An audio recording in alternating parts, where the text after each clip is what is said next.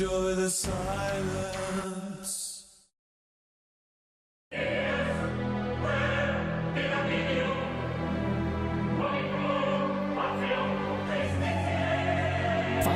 Sports. Enjoy the silence.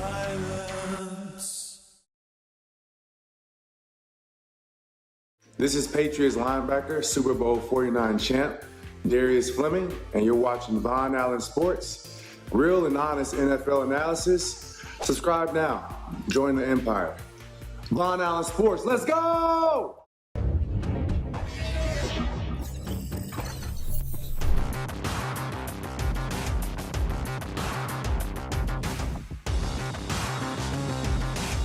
Von Allen Sports.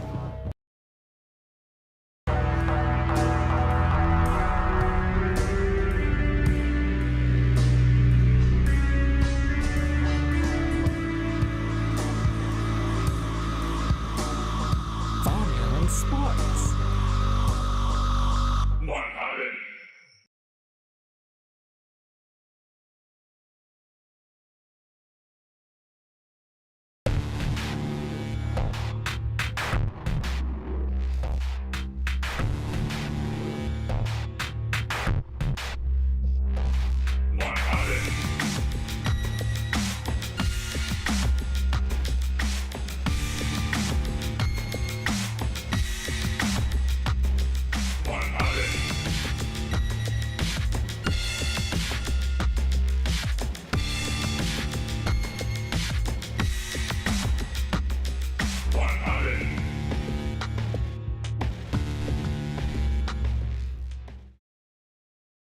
Enjoy the silence.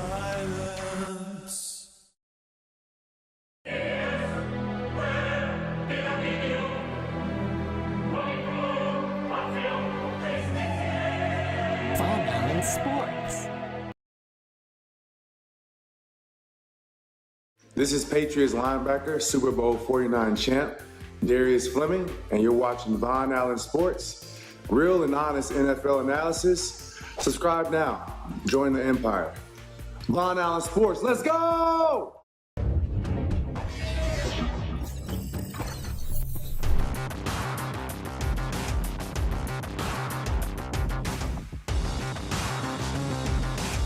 Von Allen Sports.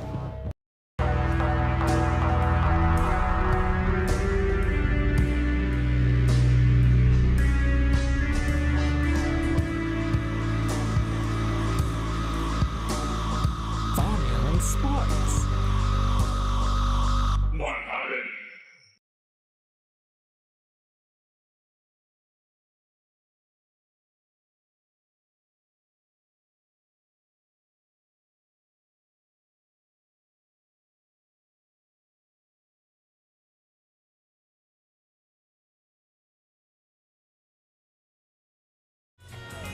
If you're not watching Von Allen Sports, fuck you.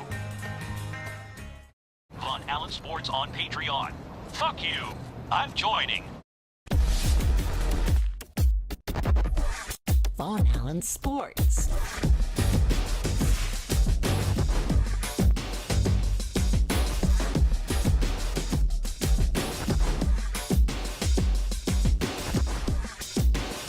This is Patriots linebacker, Super Bowl 49 champ, Darius Fleming, and you're watching Von Allen Sports.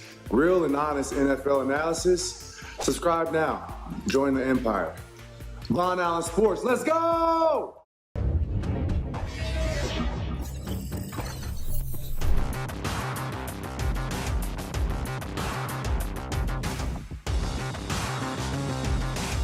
Von Allen Sports.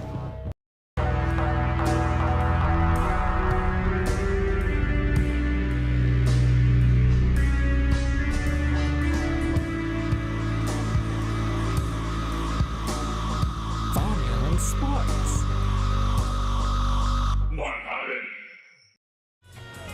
If you're not watching Von Allen Sports, fuck you. Von Allen Sports on Patreon. Fuck you. I'm joining. Von Allen Sports.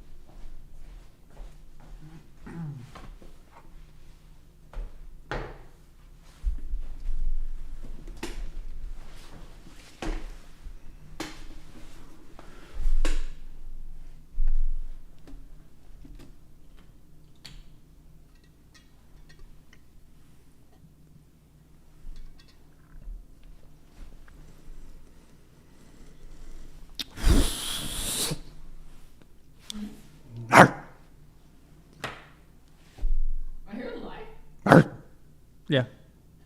Yes, I'm live.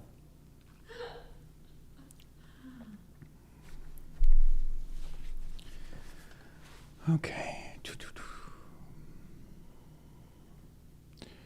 I am live. I don't know if I'm alive, but I am live. Okay.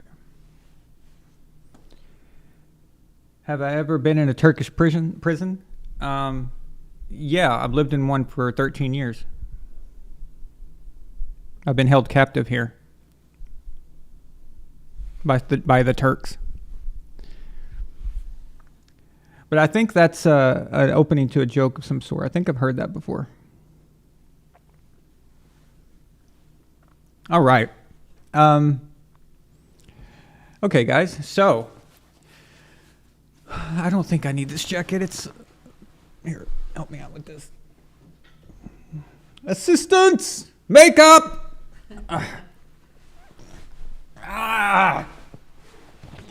Pull. Other side. Other side. Makeup. Wardrobe. Ugh. Holy shit.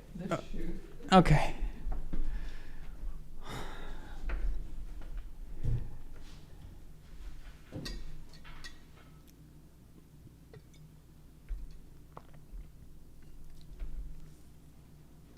You know my gray glasses, the ones that you're asking me about, they would look great with this this top. Yeah, they would look awesome. So they would look perfect.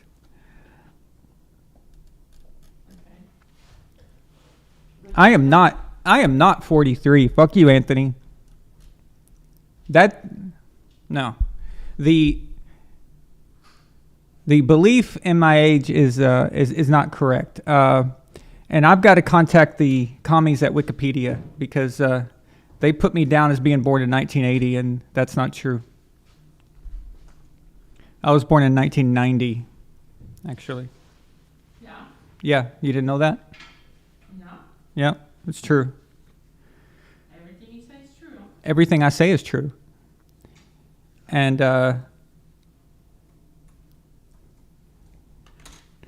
yeah, so.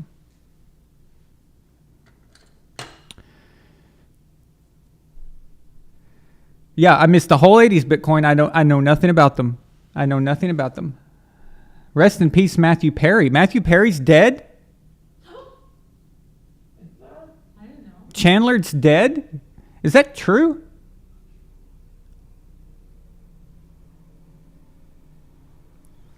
How did Chandler die? He did have some like drug problems and stuff in the past. Drug and alcohol. I wonder if that was related. Let's find out. Found in hot tub. Dead at 54. Drowned in his hot tub. Okay. I guess he fell asleep or was drunk and fell asleep or something. I don't know. So, all right.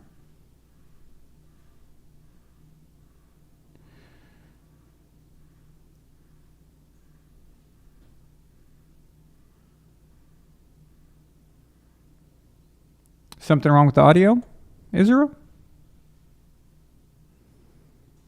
Nothing's changed. I haven't changed anything on the settings. Melina, check the audio.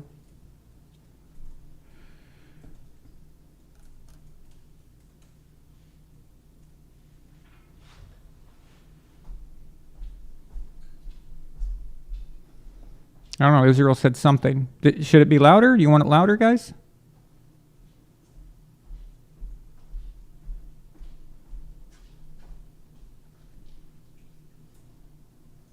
Okay. So you can't hear anything? Everyone else can. So thank you, Jalen. Thanks, Bitcoin. That's okay. Awesome. Perfect. Thank you. Israel.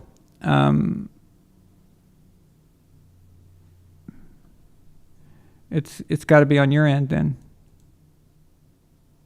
Okay. All right. Yeah.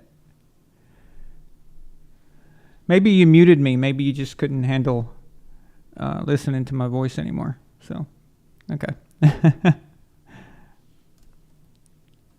I just want to let you guys know I do have the Rumble chat. That's if you want to send a super chat, you can do it through Rumble. It goes right to the show. I still post it up, so everyone will see it. It's not like it doesn't count or anything.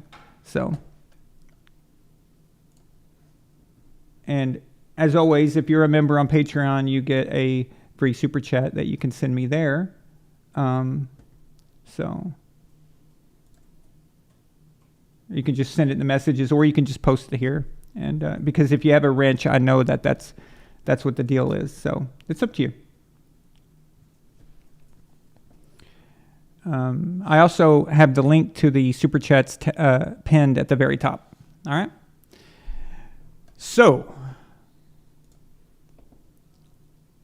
when we were first getting started, I typed in the chat that I don't like Skip Bayless. And so we have something to talk about before we get to the tournament and all that, and the games tomorrow. So Travis Kelce said something that isn't surprising. He said that Kelce is going to pass Brady. He said that Mahomes is going to pass Brady, and that Brady wasn't asked to do as much. He's saying that Mahomes, it's all on Mahomes, and a lot more of it's on Mahomes than Brady. So, okay. So before we go into that idiocy, I'm just going to tell you the whole thing on my mind here. So Skip Bayless did a debate topic for that with Keyshawn Johnson and Richard Sherman. I wish that Skip Bayless hated Tom Brady. I wish he was the biggest Tom Brady hater. I wish he was like Max Kellerman, Rob Parker level BDS, okay? His argument, his arguing in defense of Brady is so childish. It's so bad. I can't even listen to it. And because I'm just so angry, like the stuff Keyshawn and Richard were saying was absolutely just so, it's such low-hanging fruit to destroy. I mean, it's like lobbing a ball to Barry Bonds. It's like lobbing a pitch to Barry Bonds. It's like, what do you think's going to happen here? This is so easy. It was so easy to destroy both of them, and they were just. Of course, they have to take the opposite side of Skip. That's how the show works. Although Keyshawn Johnson really does believe this stuff. He's a Brady hater. He's always been a Brady hater. He tries to say that he's not, but he is. He always sides with Belichick, and we know why. It goes back to the whole Parcells thing and all that. So, but the argument Skip makes is embarrassing. And any young person who's listening to that is just going to think, wow, I mean, these are the arguments that you're arguing for Tom. It's just, yeah.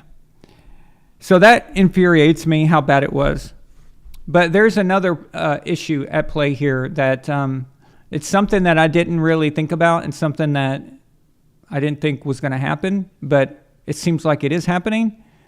But in the past week that I've been on X, which is, used to be called Twitter.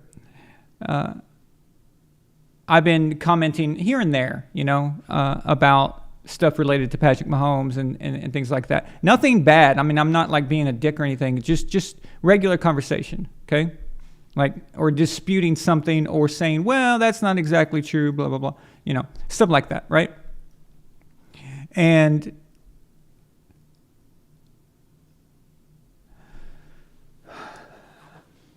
me and several other people, there's been a pattern.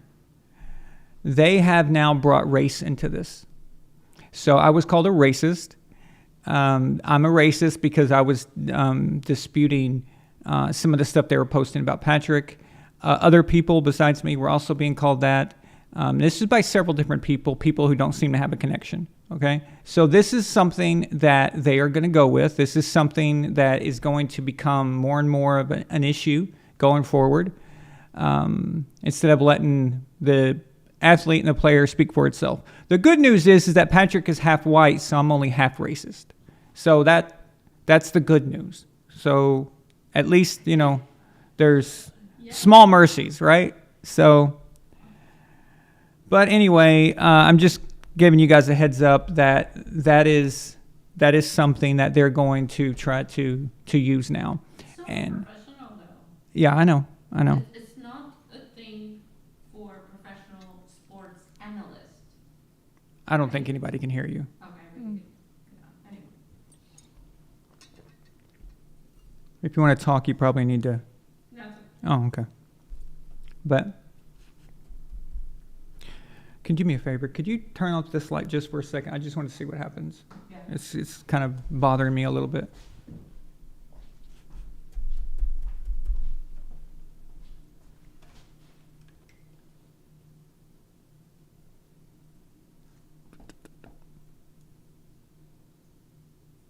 Okay. Yeah, that's much better. Phew. That shit was bright in my face. Okay. All right. All right.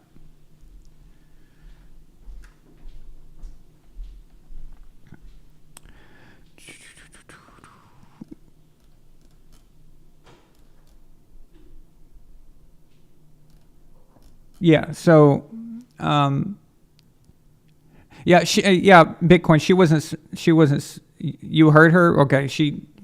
I didn't know if you could hear her or not, but I told her if she wants to talk, she can hook up the mic. So, yeah, of course.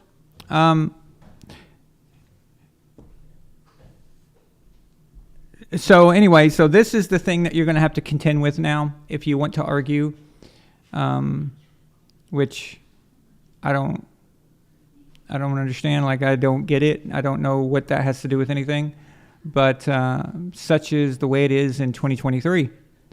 The problem is that kind of made me start noticing things, and now I'm starting to pick up stuff, and it's making me like wonder. Is that everybody's approach now? Is that what people are doing? Is this one of those type of things? It's like, I'm so sick of this. I'm so tired of this crap. I'm just so done with it. It's but anyway. So that's my problem with Skip Bayless, is that he cannot defend Tom at all. He can't argue worth a damn. It's ridiculous.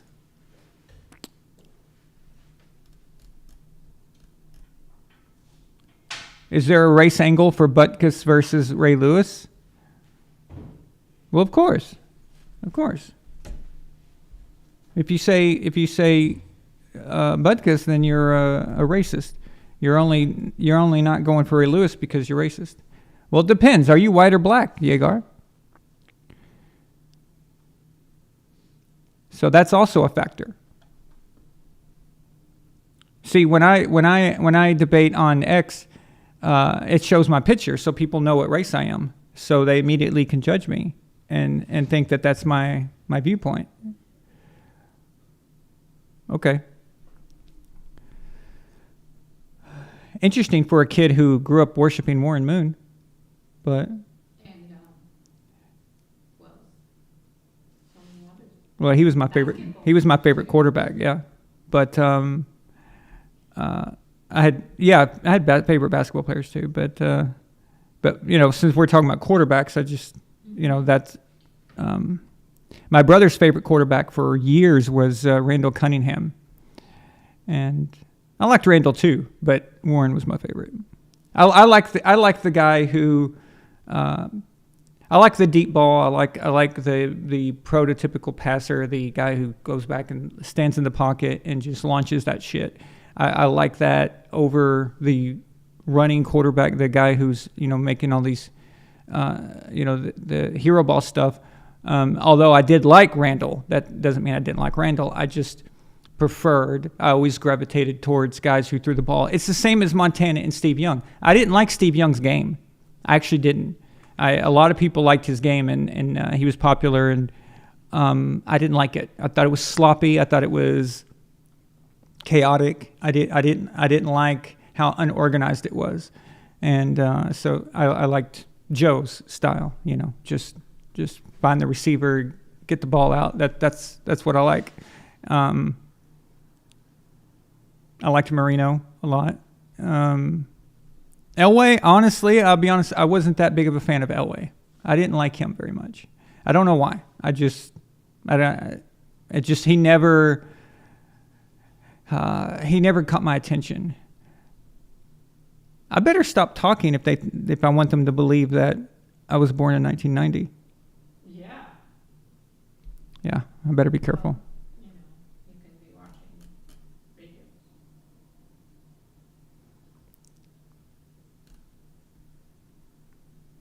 But yeah, so yeah, with these guys, it was never personal. There was no quarterbacks I had a personal. I didn't. How could you? There was no way to know them back then. There was no Twitter where you could see just how idiotic they really are. So you only knew them based off their game, and so I just always game for some reason just didn't grab my attention that well. So. I wasn't fond of Brett Favre's playing style either. I see you guys mentioned Favre. Bitcoin said I liked Elway because I hated Favre. Yeah. So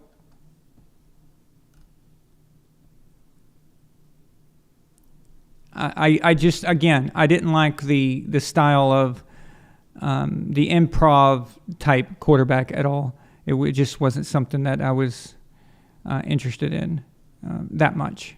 So,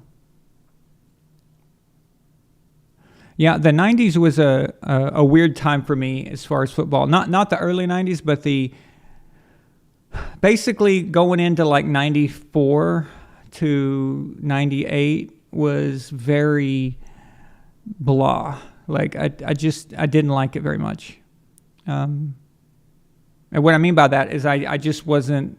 I just a lot of quarterbacks that were popular and winning a lot were not people that I liked very much. It was just this weird time frame. It was a weird span because then by the time 94 came around, like I said, I wasn't that happy with Steve Young's style. I was still kind of bitter about Montana, leaving the 49ers.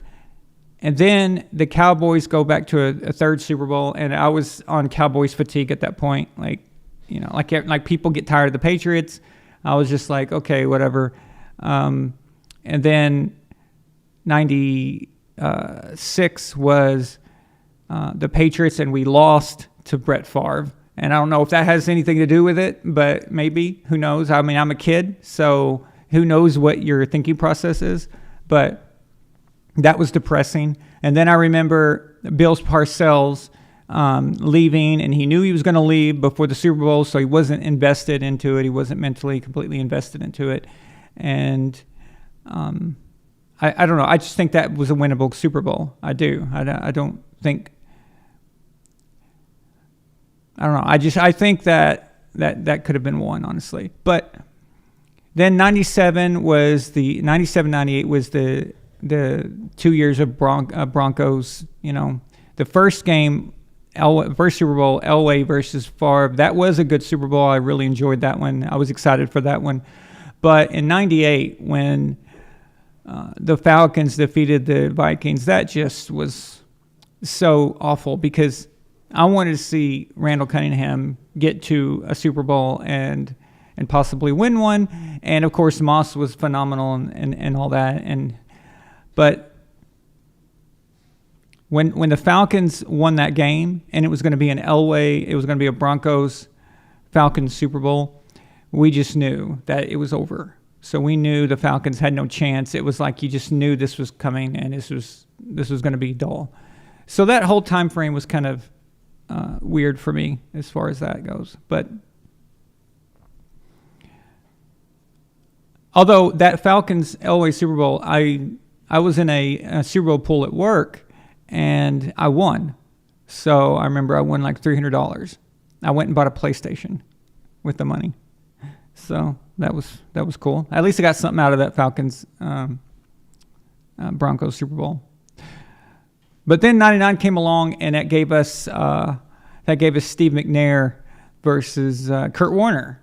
And I loved Kurt Warner. That was so exciting. But I also like Steve McNair because if you guys know about the Titans history, they were the Houston Oilers, and Steve McNair was kind of the heir to Warren Moon. You know, kept that style and everything. It was almost like they just went and found another Warren Moon, you know, and they called him Steve Air McNair, right? So that was exciting to see. Even though the Titans had become the Titans and not the Oilers anymore, I still had that connection. So that was a fun Super Bowl. That was crazy. And then things just got better and better, you know. And then the 2000 Ravens, that was really exciting. Except too bad their opponent wasn't someone better. The New York Giants were just pathetic in that Super Bowl. And then 01, of course, that's when everything just changes. 01 is when everything changes, and you know, the rest is history. But yeah, that was a weird time at the mid to late 90s for me in football. I just one of my best friends in high, you know, we're in high school when the Packers were going to the Super Bowls back to back, and he was a massive Packers fan, huge Brett Favre fan. So I remember going to his family's house. I was 16, and we watched the Super Bowl at his house. I, of course, was going for the Patriots, and he was going for the Packers, and I remember that was heartbreaking. I was like, oh, I wanted to win so badly, especially in a house full of Packers fans. You know, I was surrounded. I was the only one, you know, of course. So that one hurt.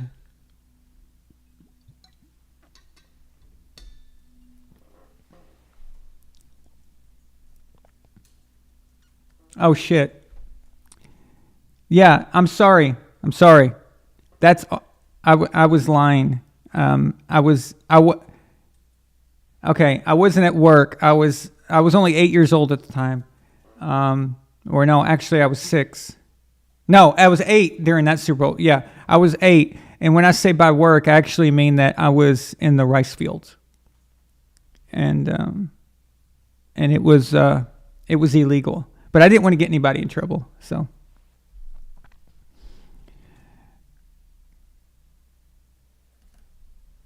The World Series going on. Who is it? Diamondbacks and Texas Rangers?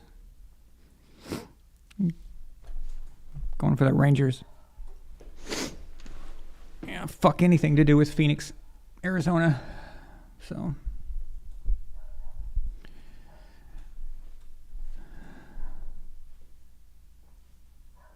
That shithole took 10 years of my life I can't get back.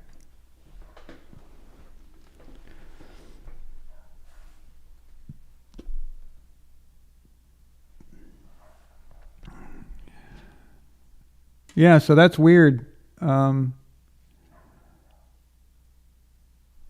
That's weird about Chandler, huh? It's Sorry, didn't mean to. Yeah. 54. But like I said, I bet they're going to find something wrong. He was drunk or high and passed out and drowned himself. I guarantee you that's what's going to happen. Because he's always had substance abuse issues. But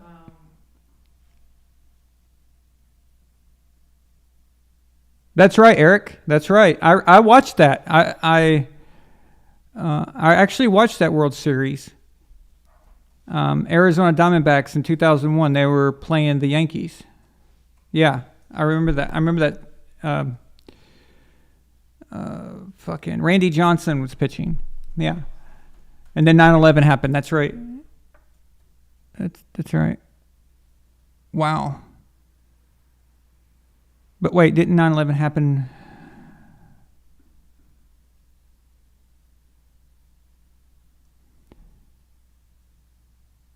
Yeah, 2001. So yeah, it had already. Yeah.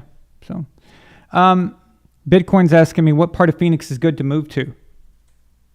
None. Why would you do that? Why would anyone move to that shithole? Why would anyone do that? Anywhere where there's a pool and a very strong air conditioner. Let me tell you something about Phoenix, okay? The weather is awful, okay? It's if you're wanting just warm weather and not cold and stuff, well, you can get that. You can get that from a lot of places in America. But the summer is so awful. It is so bad. You are being cooked alive. Do you know how in the wintertime that it's really cold out and you get up in the morning and you go and you turn your car on, turn the heater on, and then you go back in your house and then you come back out? Okay. You have to do that in Phoenix with the air conditioner, the car's air conditioner. But when you do that, just when you first go to your car and turn on the car, just doing that is an issue. That is in itself is a problem. So if you don't die of heat stroke, just opening the door and then turning the car on, you've got to leave the car and you've got to come back. You got to go back to the safety of it. It's absolutely awful. It never should have been a city. Nobody ever should have built a city there. It was only there because people were sending people there with tuberculosis back in the 1800s, okay? It was where people went to die, okay? And let me tell you something. Phoenix is where careers go to die. When you fail at something, when you are a failure in other cities around the country, you retreat to Phoenix, Arizona. That's what people have been doing for decades.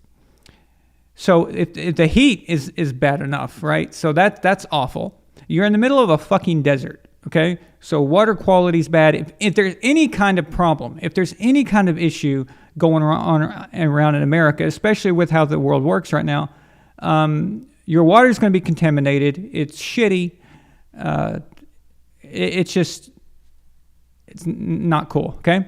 Another thing, everything looks the same there. So every house looks like a fucking pueblo, okay? It looks like it's made of, they look like sandcastle houses. They're made of chicken wire. They're shitty. There's no architecture. The whole city looks like dirt. The whole city is just ugly. It's just yellow. It smells weird. And the people absolutely suck. Okay? They fucking suck. I cannot stress this enough. If you took every shitty person in the United States of America and moved them to Phoenix, that's it. It's like a collection of everybody who sucks. We're talking, the problem is that it's not just that they suck, okay? They come from other cities and they failed there. Not everybody, but a lot of people were failures where they came from. And then they go there, and what they do is they actually act like they're hot shit. They actually act like they're successful and somebody important, and in this little bitty bubble. And trust me, it may be a big city, but it's a small town mentality, like very cliquey and stuff like that. But they think that they are the greatest. They think that they are awesome, and they're incompetent as fuck. And when I say incompetent, I mean anything from the garbage can guy that picks up your trash off the street, okay, all the way to your doctor. And everybody in between is an incompetent fucking idiot, okay? Incompetent, useful loser. That's Phoenix. No, well, Bitcoin asked me a question. Why are you... Yeah, just answer. Scottsdale. No, Scottsdale's one of the worst places in that city. Well, like I said, a nice house in Scottsdale with a pool and a nice air conditioner works. You're going to need like 5 backups. 5 backup air conditioner. Yeah, whatever. So... Israel's like, what's he talking about? What do you mean, what am I talking about? He's warming up for the football rant. Bitcoin asked me if he should move to Phoenix. Yeah. Bitcoin agrees, Scottsdale it is. Just don't be deceived by rich people moving to Scottsdale, okay? They don't have to stay there year round. They don't have to deal with the everyday life. They don't have to deal with regular everyday people. They can come and go. They can leave. They can go there, play golf in Scottsdale, then they can leave again. They don't deal with that. So yeah, it's probably interesting for them. But as an everyday person living there, no, Yeah. don't. Stay there in the Don't. winter. Don't. Yeah. Not Okay. in the summer. All right. Jalen said he had a message on Patreon. Did you find out Oh, from earlier today? We have it's a super chat. yeah, I'll get it right now. Yep. Okay.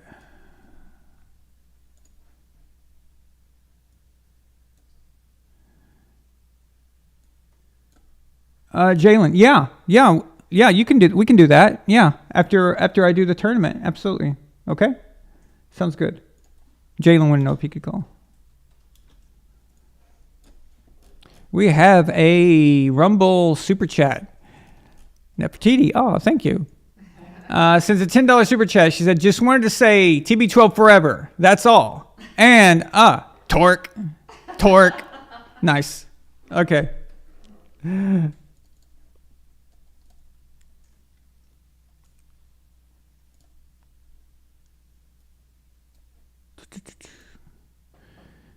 Okay.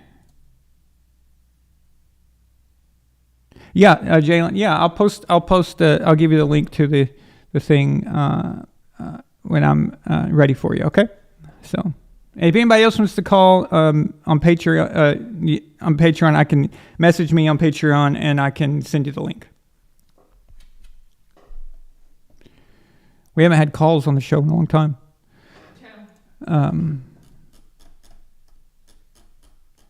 Sorry, but Bitcoin asked me a question and I was just answering it, and it just happened to. You happen to be passionate and knowledgeable. I happen to be passionate and knowledgeable about Phoenix.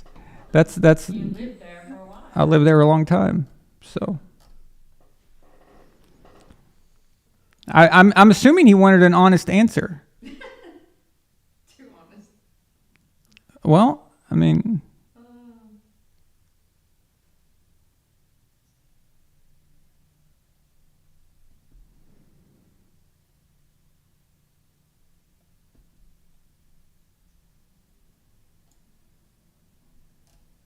Well, I brought up Phoenix first as why did I say Phoenix? Oh, because the Diamondbacks. But you asked me the question. You asked me what good parts to move there is. So, it's your fault.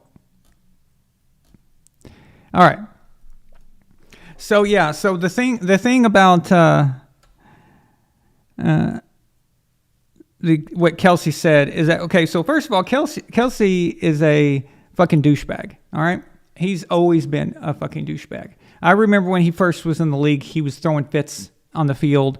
He was, picking up referee flags and throwing them and just being a complete asshole. He's always been an asshole. He's always been self-absorbed piece of shit. And overrated, overrated, overrated. Okay? So he is not a tight end. He is a wide receiver. He is a wide receiver that gets put in the tight end column. So imagine if we took Terrell Owens' stats and actually called him a tight end.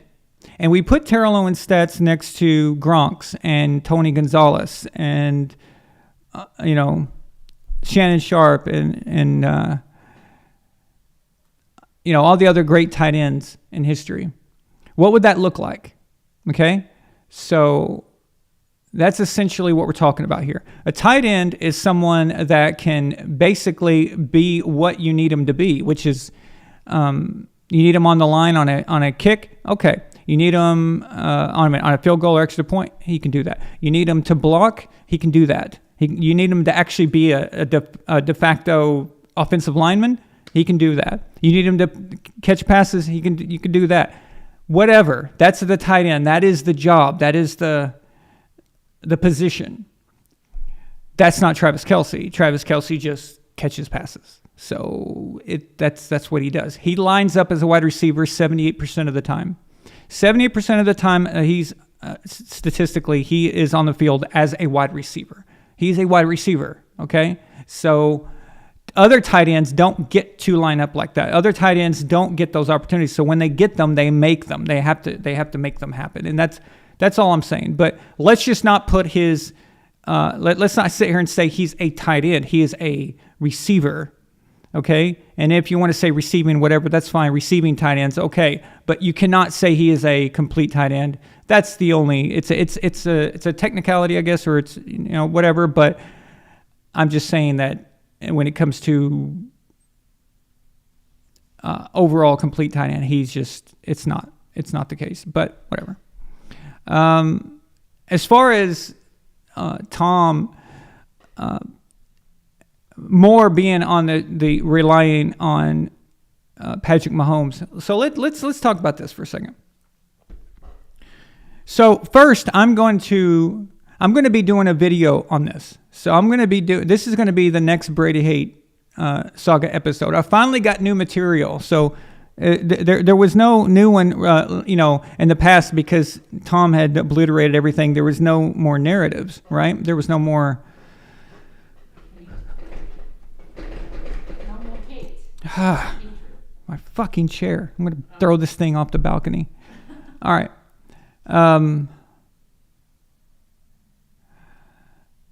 There wasn't much subject matter there. Like Tom had just destroyed every narrative there is, and things died down. But now that Tom's retired, that shit has come back, and it's making its rounds because now Tom can't go back out there and continue to add more. See, it's a mistake to go out there and question Tom while he's still playing, and they're more careful about it because you don't want to run into Brady again, especially if you're Kelce, because Brady's already taken 2 rings from you. He took a ring from you in 2018, and he took a ring from you in 2020. Yeah. So, yeah, you don't want to give him that. But now that he's retired and can't come back and do that, now you can just talk shit. Okay, so it's easy. It's easy to do that, but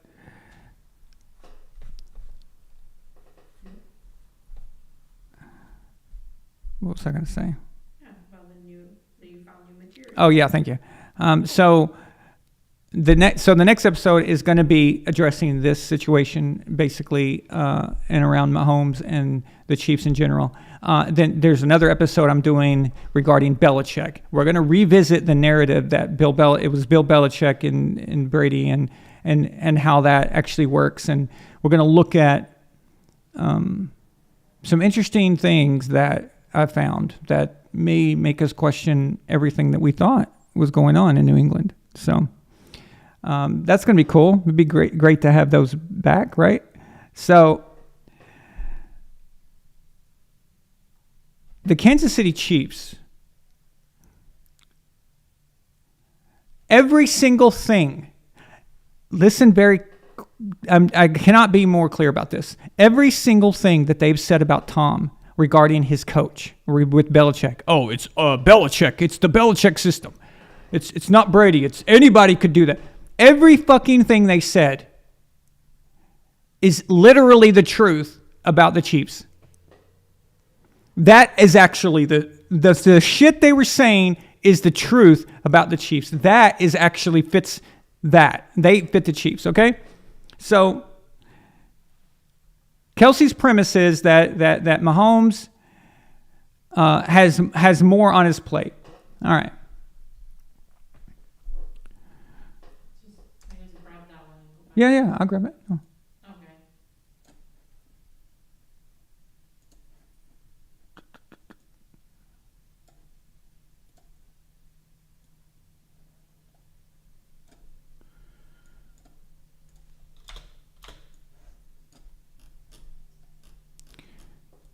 We have a $5 super chat from Rumble by Elf of Courage. He says, for those who thought I was going down in the tournament, think again. 3 of my 4 active entries won. The elf with too much courage doesn't go down without a fight. You hear that, guys? Link is talking shit. Okay? Link is coming for you guys. So, you guys going to stop him? I don't know. We'll see. So it's different this year. There's more strategy involved and less luck because now you get to pick based off of the category that I rolled for you. But the trick is you have to already know. You have to think quickly, so you need to know what the matchups are and stuff. So I'm not going to give you a week to prepare for that. So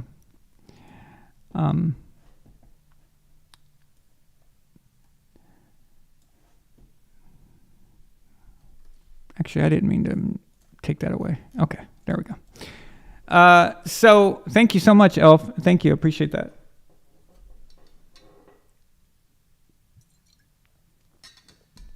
Either we get this chair to stop squeaking in the future or I get a new chair. So I'm about to throw this thing out. All right. So with Patrick and the Chiefs were already a good team. Okay, they were a playoff team. Andy Reid had them playing well. When Andy Reid was coach of the Eagles, they were playing well. That is not the same thing. So he's saying that Tom had more to rely on.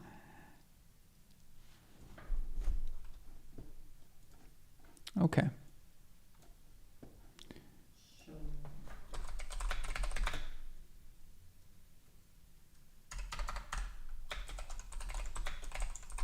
I'm just going to pull it up. Watch this shit. This is real-time bullshit right here.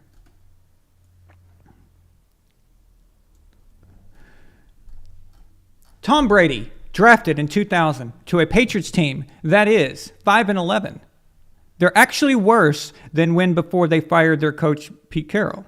Okay? But they do have pieces of a defense that will go and be remembered as the defense from the early 2000s.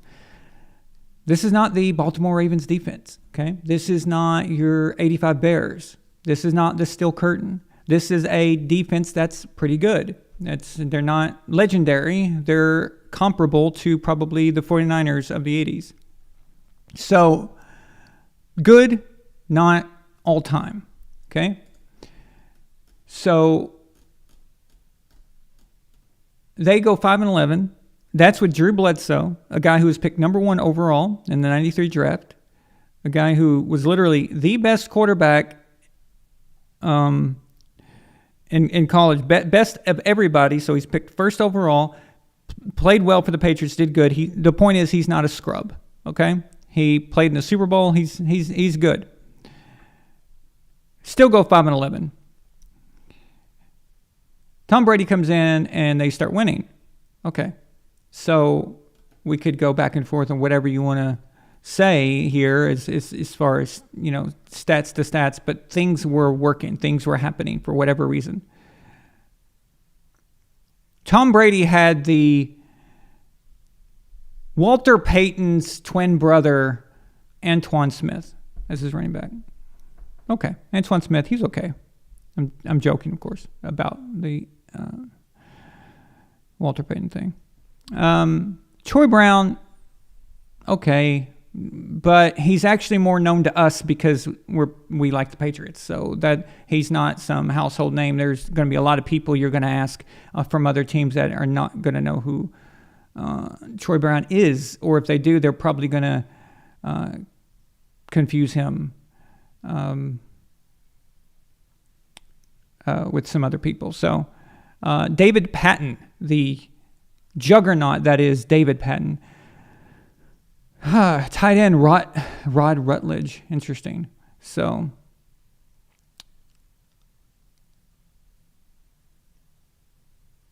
pretty good offensive line. You got Matt Light there. You got Damien Woody, Joe Andruzzi. Okay.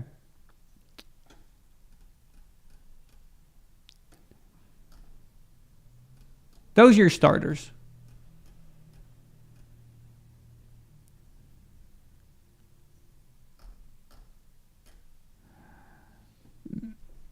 I don't know about you guys, but I'm not that impressed. I'm not that blown away. So the 2001 season is the one that I don't try to argue too much. But as far as like Tom is overwhelmingly the reason why, 2000. Okay, no, the 2001 was the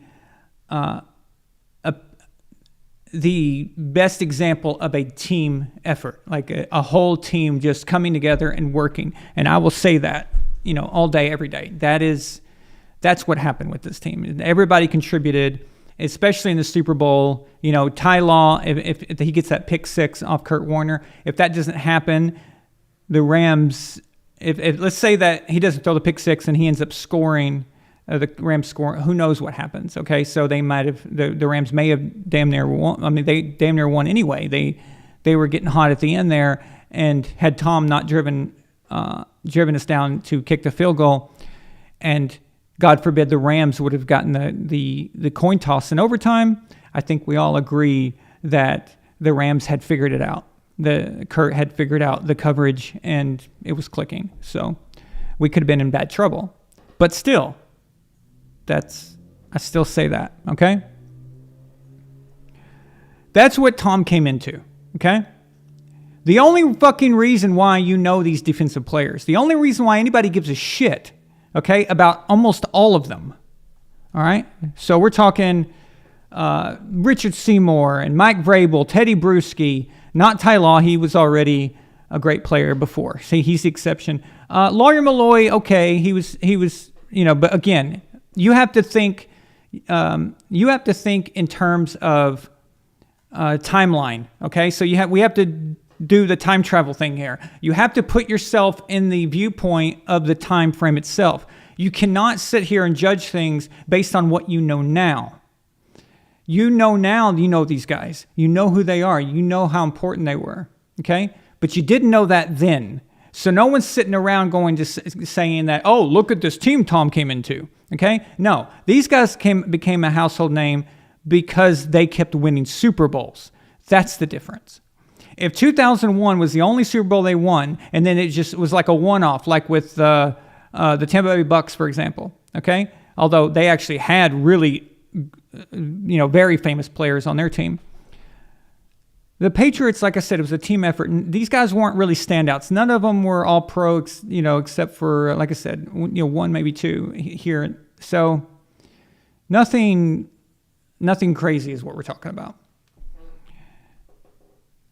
And then they win in 03 and 04. 03 and 04 is a lot to do now. Is a lot more to do with Tom than people realize, or they want to give him credit for. Especially in the Super Bowls, especially the Carolina Super Bowl. But now we know who these guys are. And I heard Keyshawn Johnson and Richard Sherman talking about how, he had those Hall of Famers on defense. No, what the fuck? Hall of Famers. Ty Law. Okay. So Ty Law was going to be a Hall of Famer probably anywhere he went. Okay? He's one of those players. He's like Charles Woodson, one of those type of guys. It doesn't really matter what team they go to. They're just going to be great players. That's the deal with him, okay? So whatever. I'm not going to argue with that. But This isn't some kind of great team that Tom came to. Okay, this wasn't some kind of fucking juggernaut here. All right. Patrick came into a team with a winning record every single fucking year in a row, back to back to back to back to back. Okay. Alex Smith was lighting our asses on fire. Okay. Even we couldn't beat Alex Smith in the regular season. It was like ridiculous. We couldn't beat this Chiefs team in the regular season. We got them in the playoffs one time, but we couldn't get them in the regular season. Patrick comes. Of course, he makes them considerably better. Now they're throwing the ball more. They're opening up the offense. They're doing more things. Cool. I'm not disputing that. I've always said that Patrick he took them to the next level that they needed to get to. But they run into the Patriots again. And what happens? The Patriots win again. So what we're talking about here is going to a good team versus going to a team that is wildly mediocre. You could even say less than mediocre. Patrick didn't do that. They moved up. They traded up to get Patrick. So that means he's going to a better team, and that's how this works. The Patriots were nothing. They were nobody until this all happened. Okay, nobody gave a shit about them at all. Bill Belichick was hated by his team, by his players. He was on the hot seat already. Kraft was already having buyer's remorse by the time Tom started playing and winning some games. Okay, let's not get crazy here. So I don't know what the fuck they're talking about, but if you want to talk about startings or beginnings or whatever, Patrick went to an insanely better situation than Tom ever fucking thought about being. In fact, it's just absolutely idiotic. Not only did Tom go to a team, which is all the stuff I just stated, but he went to a team with a coach who wants to play defense and run the ball, and that's it. Not interested in throwing the ball downfield. So Tom never had a fucking opportunity to show what he could do. So what happened? What happened when Belichick gave Tom finally a fucking wide receiver? I'm talking a real wide receiver. Oh, Aaron, he gave you Deion Branch. Fuck Deion Branch. Okay? What happened when Deion Branch went to Seattle? He chased that money and went to Seattle. What happened to him? Oh, that's right. Everyone fucking forgot about him. He didn't exist anymore. But he didn't have a good quarterback, really. Matt Hasselbeck, that's the guy who went to the Super Bowl and Pro Bowl quarterback. He wasn't good enough to make Deion Branch good? Really? No. Tom fucking made Deion Branch. Okay, that's the deal. Deion Branch, and that's the best you can give me? That's the best guy you can come up with? No. And they finally give Tom a wide receiver, Randy Moss, 2007. Finally, Tom can say, look, let me show you what I can do. And what does he do? He lights the fucking league on fire. 16-0 regular season, 50 touchdowns in the year. It's the greatest, best statistical quarterback performance in history. Still is. Okay? That's what happened the very fucking moment that you gave Tom an actual player on offense. A weapon. Finally. And you gave him nothing. You gave him absolute trash compared to what Patrick gets to play with. Okay? And I'm not knocking Patrick for that. That's not what this is. That's great for him.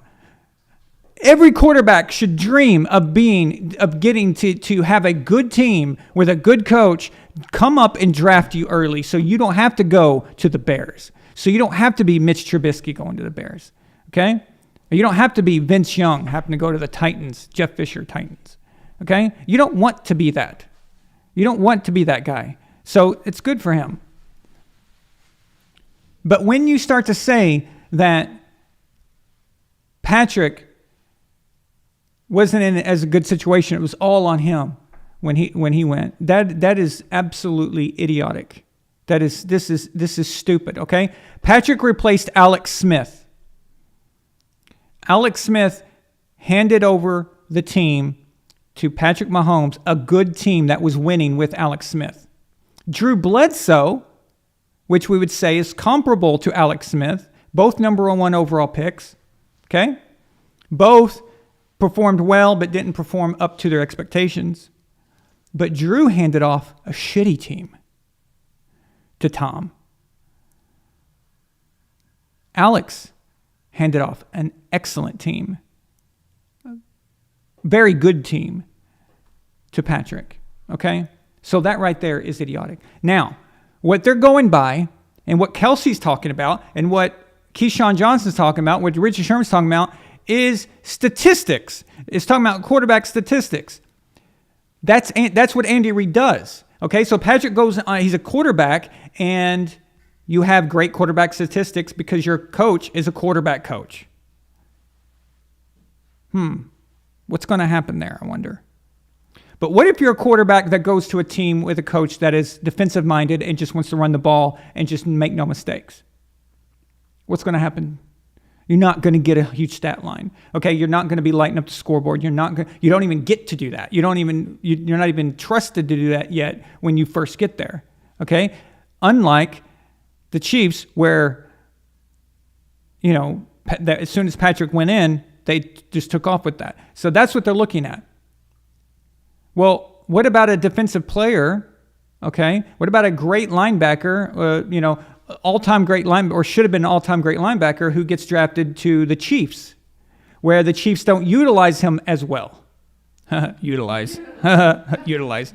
Where they don't, so he's not getting to shine. Okay, but then you put that same player on a coach that's defensive minded, and now that player will shine. Okay, so that's what they're focused on. But let's look at the whole picture here.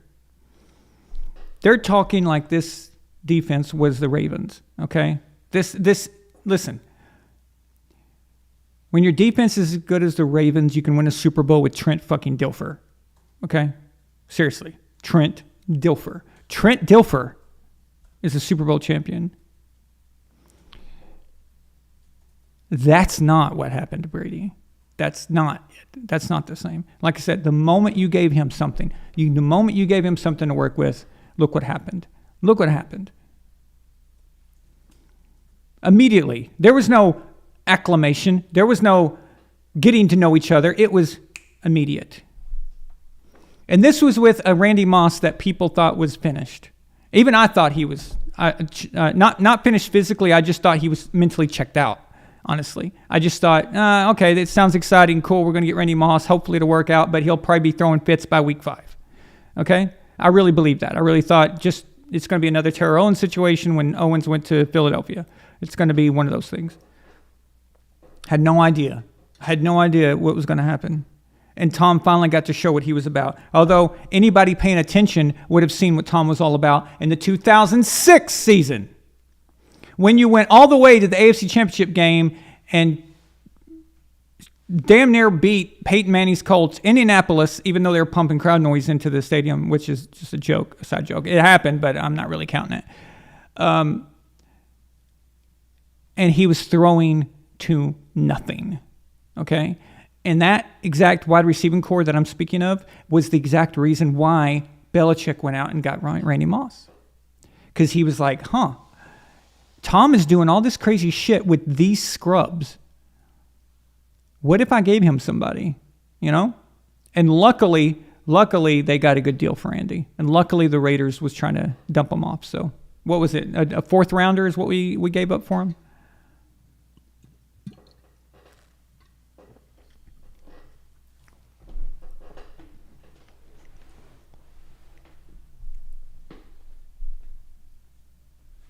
So I see where this is going. I see what's coming. I see what's going to happen.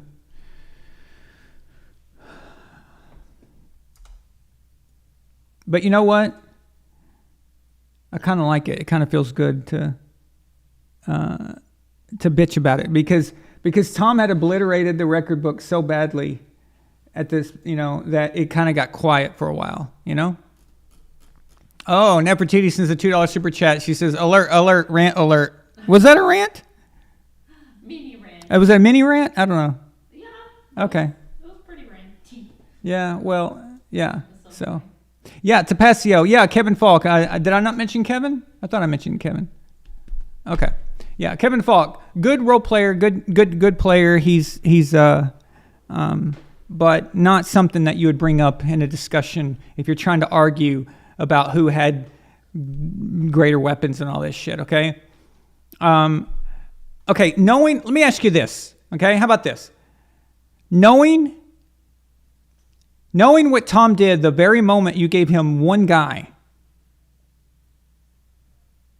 Oh, but Aaron, they gave him Dante Stallworth, and they gave him Wes Welker. Who? I had to fucking look up who Dante Stallworth was. I didn't even know what fucking team he was coming from. Okay, it's like, wait, that sounds familiar. Is he related to Stallworth? Like, okay, and then Wes Welker. Who the fuck is Wes Welker? Who is this guy? Okay. Oh, he was like on the Dolphins special teams or something. He played a little bit. Wasn't he on the Chargers or something? Who the fuck are these guys? But now you have the benefit of hindsight after they played with the Brady. Now you know who they are. But who were they? They were nobodies. They were nothing. So you give them one guy. You give them Randy Moss, and look what happens. So let's rewind. Let's go back. You saw what Tom did at Michigan. You saw that every time the golden boy hero quarterback that they were trying to actually push in there, okay, would get him down. They would start losing, and Tom would have to come back and do what he does. What does he do? Just boom, boom, boom, down the field, everywhere. Hits anybody he can find, okay? That's what he was doing in Michigan. That's what he did in 2001. But let's say that in 2001, instead, Tom had that defense that everyone wants to talk about, but Tom also had Kareem Hunt as his running back, Tyreek Hill as his wide receiver, and Travis Kelce as his tight end. That's what fucking Tom Brady would have in 2001. Now tell me what we're talking about here. What happens now? Okay?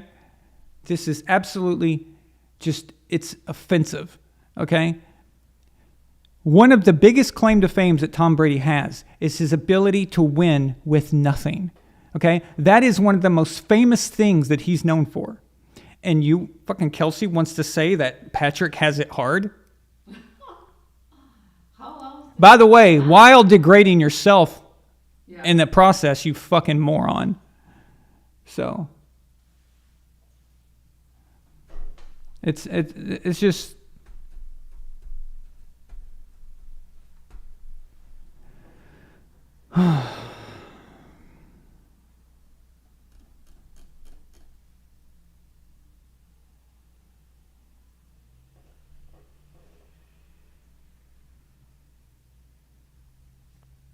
yeah, I was being a little hyperbolic about Stallworth. I knew who he was, but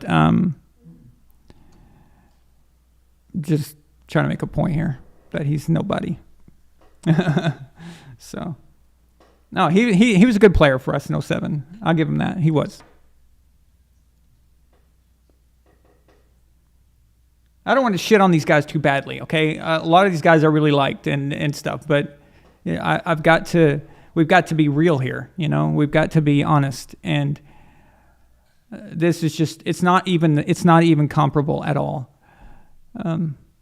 Andy Reid is now going to go down as he was always a great coach, and we knew it. The biggest thing about Andy Reid was his clock management and how he managed in the game and during the game, and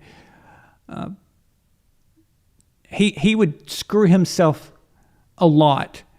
And when he finally stopped doing that, he finally stopped shooting himself in the foot, and then things started happening for him. We can go as far as recently, and I'm not saying that this was going to help them. It wasn't probably going to change anything. This is just me pointing out something that he did wrong, and that he used to do actually in really important moments. So the 2018 AFC Championship game, Chiefs and Patriots, the game that you made me replay every single night for 5 nights in a row afterwards. At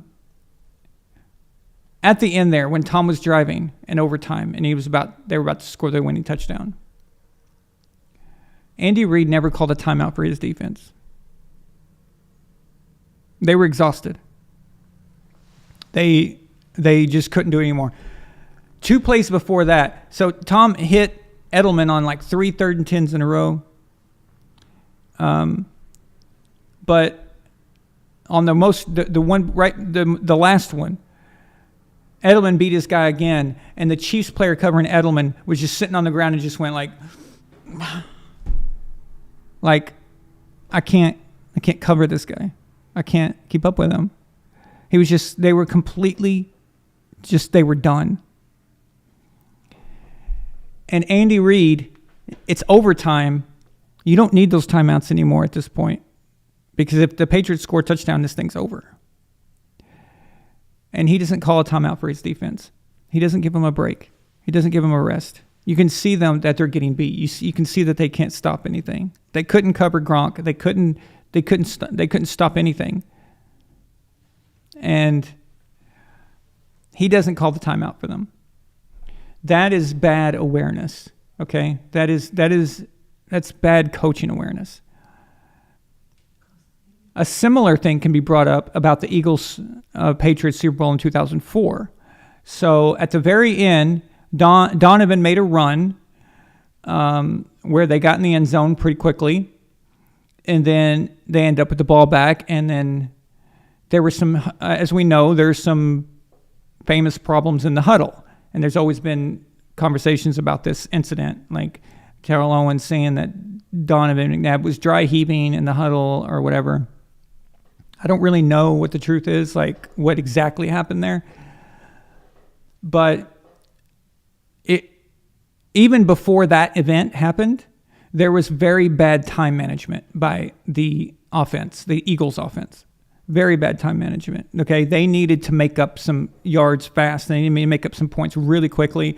And there was like 6 minutes left in the game, and they were running their offense as if it was the second quarter. Okay, it was bizarre. That's coaching too. Okay, your quarterback has to know. If your quarterback doesn't know what he's doing, then you at least have to kick his ass in gear, and you have to, But they were just patiently, So these are, and there are other times I've seen Andy Reid do this because his reputation didn't come from just two instances. Okay, but I'm just trying to say that he a lot of times was his own worst enemy. But damn, that guy can coach quarterbacks. Okay, he just can. It's unbelievable what he does. Yeah. And he also takes quarterbacks that probably shouldn't be as good as they are in the past.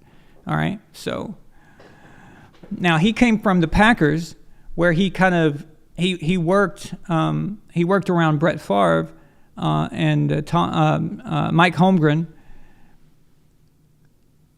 In that situation. So, and then he finally got the job with the Eagles and made Donovan McNabb a much better player than I think he ever should have been had he gone somewhere else. And then, of course, we know some of the guys that Andy worked on that they became like flash in the pans for a little bit. Remember guys like Kevin Kolb, Nick Foles at the first time around. We kind of knew who they were just for a little bit because Andy was getting something useful out of them. And then he goes to the Chiefs and he acquires Alex Smith. And, Alex is playing great, And finally, Alex's career is like making sense. And we know about Patrick. So I'm just saying that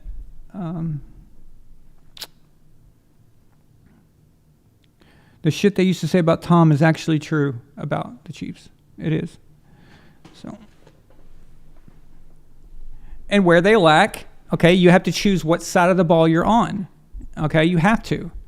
And if you're going to be the defensive guy, then you need a quarterback that can handle it. You need a quarterback that's willing to do what it takes to win, no matter what, no matter if it hurts his bottom line or not. If you have a coach that's an offensive coach and that's the way you want to win, you have to have a competent defense. You have to have a player on defense that knows what they're doing, like a linebacker that can keep everyone together. So that's how it works. In Patrick's case, it's throwing the ball right out the gate and getting stats. In Tom's case, it was having to wait and take your time because nobody's giving you anything to work with and the offense isn't even about you right now, We also have to remember something about Tom's transition, not just about the players that he was given. But offensive coordinator.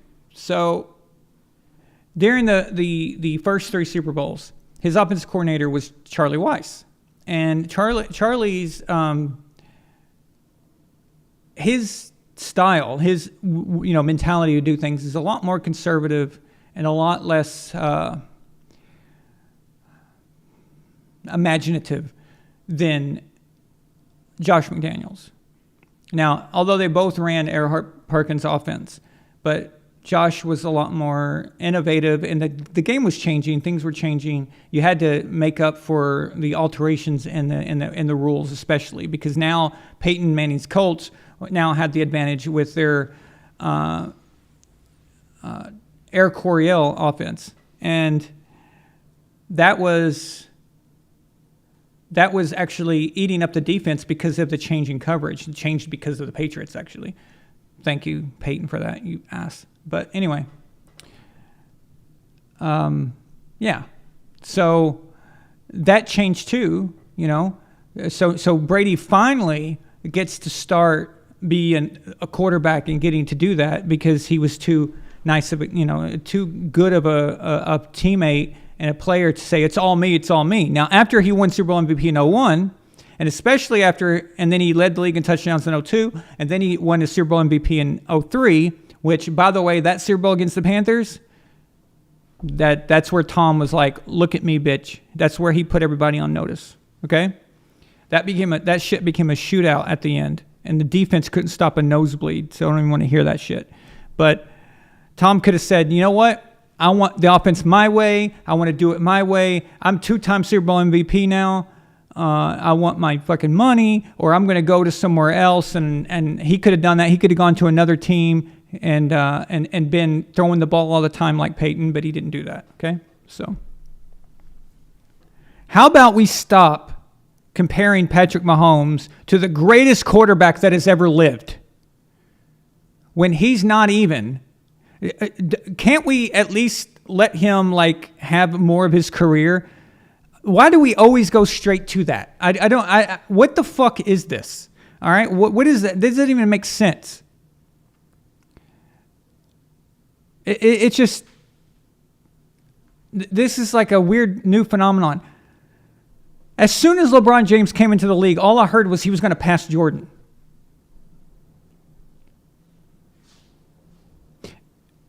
What? Hasn't dribbled a fucking ball in the NBA yet, and he's going to pass Jordan? You went all the way to the number one greatest player that's ever lived. Just like that. Really. You know what that does? You know what that means? That means that every single thing LeBron ever does is not going to be celebrated because it's going to be like, oh, well, he's supposed to be greater than Jordan, so yeah, who cares? So when he wins his first championship, who cares? Second, who cares? And then he even contributed to that. Not 1, not 2, not 3, not 4, not 5, not 6, not 7. The funny thing is that when LeBron said that, he was actually just quoting Tom Brady. See, that's what happened. Okay, because Tom Brady was the one that was like, not 1, not 2, not 3, not 4, not 5, not 6. He fucking did it, okay? But when you come into the league and you're already doing that, then everything you accomplish is not even that important, and nobody's celebrating it, nobody's in awe of it. Tom has won 7 Super Bowls, so now when a quarterback wins a Super Bowl, it's like, okay, big deal. It's because we're doing this whole, can he be better than Tom Brady? Okay, let's calm the fuck down, okay? Every team in history, every great team in history runs into a wall, okay? It stops. It always stops. Something happens and gives it a screeching halt. Everyone is assuming that Patrick and the Chiefs are just going to keep doing this, okay? So they're going by 2018, 2019, and so on, right? Well, the Patriots had a run like that too. It doesn't always work that way. 01, 03, 04, it looked like they were unstoppable. 10 fucking years. There was 10 years in between the 04 and 14 Super Bowl. 10 years. And when that 10-year gap happened, Tom already had 3. Patrick has 2. When is that gap going to happen? When is that And then can he hang on for that longevity and then come back and in 10 years, let's say if it goes down the same trajectory, is he going to play that long? Is he going to be that good for that long? What happens then? You see what I mean? So this is very insulting. It's actually insulting to Patrick too, because when you think about it, if Patrick wins another one, it's not going to be celebrated the same way as when other guys' third one was celebrated. Okay? His third one's going to be like, okay, well, he was supposed to, because remember, he's supposed to beat Brady. But what if that third one's his last one? What if this second one he got is his last one? And nobody properly appreciated it, right? Seriously. Does anyone ever think about this stuff? What if this one they just won is the last one he'll ever get? Let me tell you something.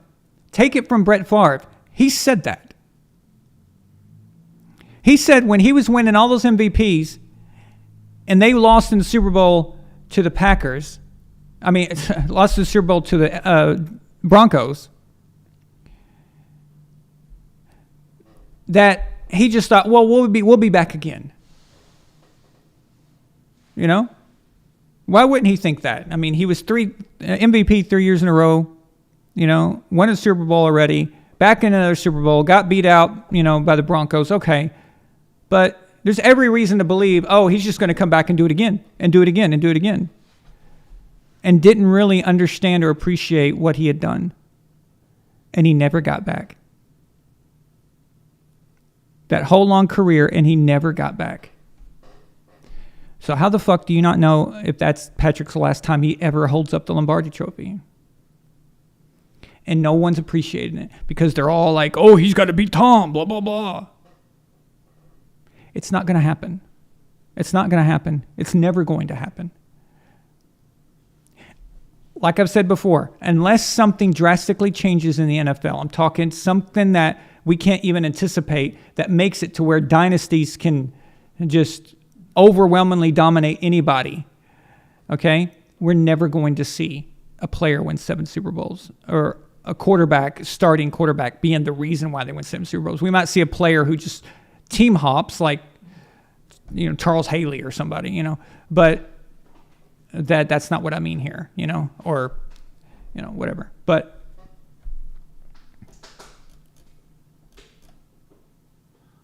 I think they're making a mistake by not appreciating what your player is doing. Instead of, you know, LeBron has any of his championships ever really been celebrated within itself for what it was? No. As soon as he wins a championship, all the shows are like, well, he's one more closer to Jordan. You think he'll pass him? It's like, what the fuck? Can't you just appreciate the guy just fucking won? That's a big deal. He just won.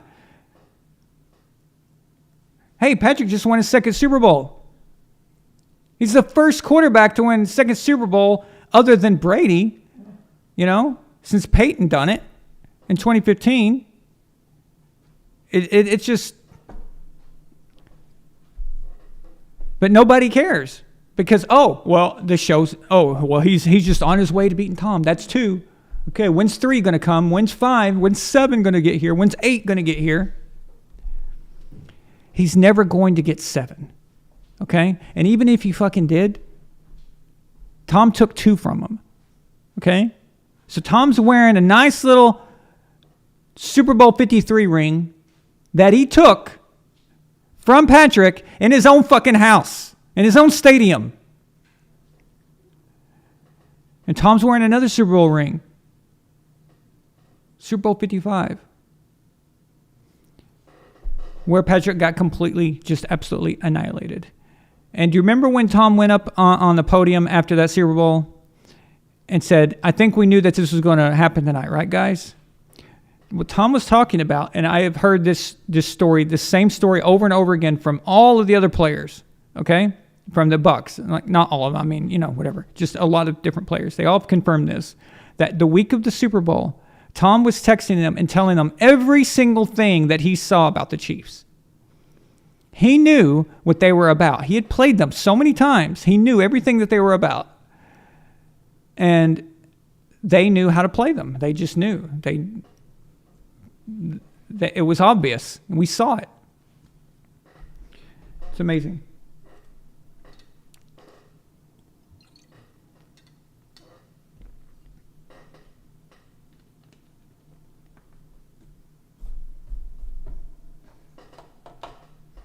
They really take from these guys their accomplishments. They really do. They steal from them. It's really sad.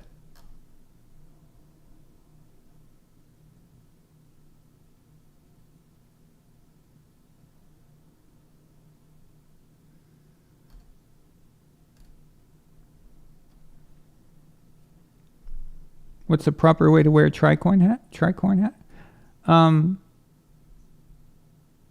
Well,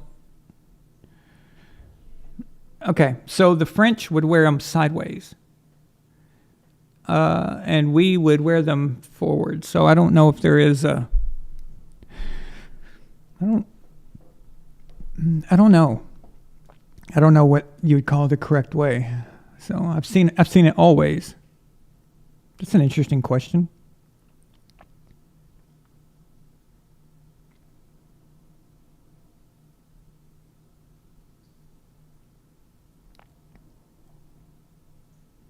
Okay, so what we're gonna do is I'm gonna give you guys your quarterbacks, let you know who won, who lost, all that stuff, and then after that, I will take some calls if you guys want to call in. Okay, I am going to.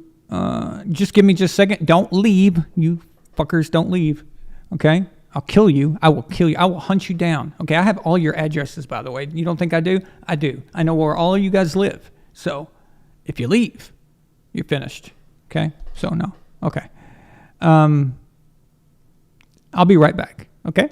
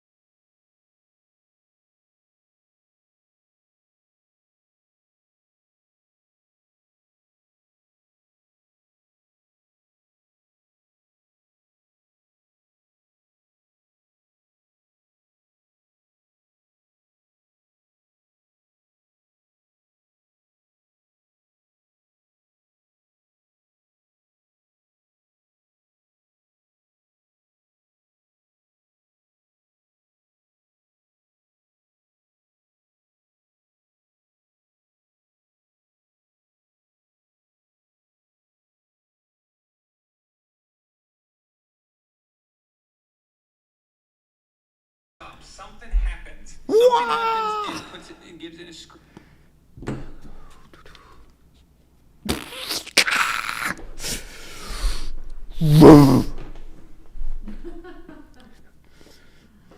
Let's go. Hang on. Let's go. Woo! All right.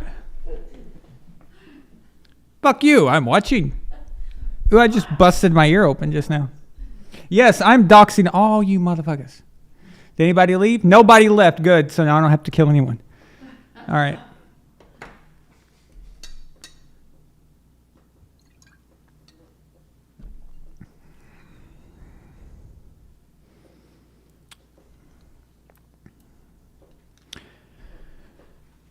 Yep. Exactly, Alpha Courage. When I was having you guys join on Patreon, I was doxing. Yeah, I was looking for your info, motherfucker. What was that? I'm in a good mood today, actually. So, is that okay with you? Or do you prefer the dark and morose and depressing show? Alpha Courage calling me out. I know all your secrets. I do. I know everything about you. I know all of y'all's family's history. I know your family trees. I know who your great-grandfather is. I know what viruses you're susceptible to based on your DNA. I know everything. Everything. Everything I say is true. I love approximate value. If you guys know what approximate value is, that's off Pro Football Reference. Approximate value is awesome. It's very good. Of course, PFR is the best website for football stats in the world. There's nobody better than them. So I'm going to plug them. Been a great site and for me for a long time. So, yeah, well, Ace, that's where I got it from. I got it from Bill Gates. Okay, so let me get you guys your quarterbacks, and then we can just shoot the shit. All night long. All night long. All night long. I need the dice, my dear. Ooh, where is it? They're probably in one of these drawers here. Okay. Probably the bottom one. I really just tricked Milena into bending over. That's the box. Good job. Good job. Good job. Good job. Good job. Yeah, good job. Okay. Oh, I got it. I'm good. Cool. We're good to go. Okay. So, any super chats on those I need to get? Okay. Nope. Bitcoin does not live in. You don't live in Phoenix. You live here, and then you live in New Hampshire. You don't live in Phoenix. Stop lying to everybody. You lie, motherfucker. You lie. You liar. Okay.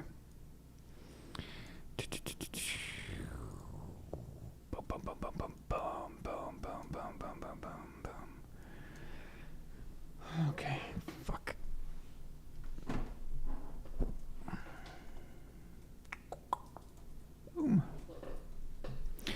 All night long. Okay.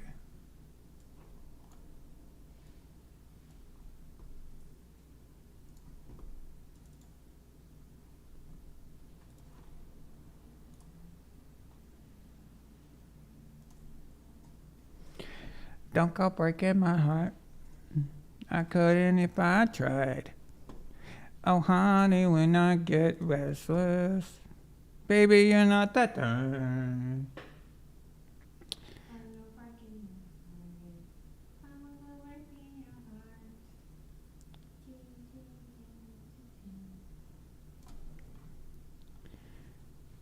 What's up, motherfuckers? Okay. Screen share 0, I believe, is the correct one. Isn't it?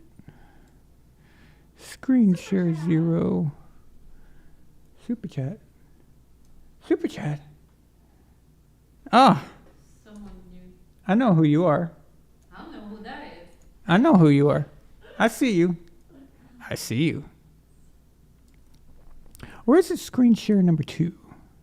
I think it's screen share number 2. Yeah, it is. Okay. I thought so. Elena, let's see here. We got a super chat. Okay. Nefertiti sends a $12 super chat, of course, for Tom Brady. Good job. Good job. Yeah, I forgot that too. Good job. Good job. Good job. Good job. Should I move it over here? Move it over here. Move it over here. Okay. Boom, boom, boom.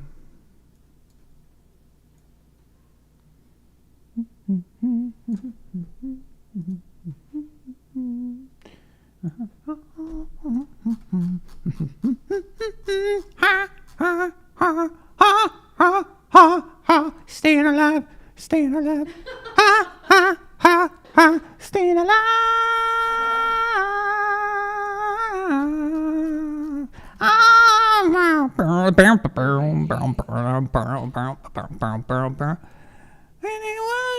I can't get high. I can't get in. How you spell it? The B? The Bee Gees. Yes. No, it's not like Bee Gees, like Bulgarians. Bee Gees. The Bee Gees. The Bee Gees. I need to switch these. Okay. Me over here. And I move you over here. Bee Gees. Jeez, I'm thinking of all kinds of things what it could mean. John Thomas Chavez. You had a bye, dude. You had a bye.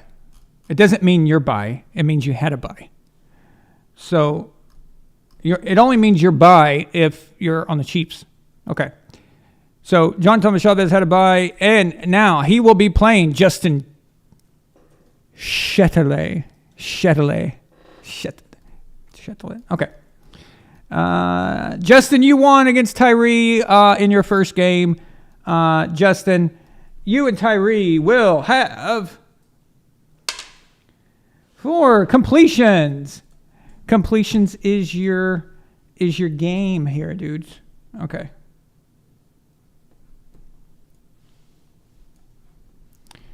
Completions, that's yours right there. Okay. So, John and Justin, I need to know who your quarterbacks are going to be, and then I'm going to Alpha Courage and James Grant. You guys are on deck with a 4 completions again. Okay. But do not answer. Don't tell me your quarterback until you come up, because it's just going to confuse me in the chat. I'm not going to know what's going on. Okay. I'm just giving you a heads up so you can kind of look. So John and Justin, I'm waiting for you guys. You have about 15 seconds and 20 seconds, something like that. And then if I don't hear from you, I'm going to pick your quarterback for you.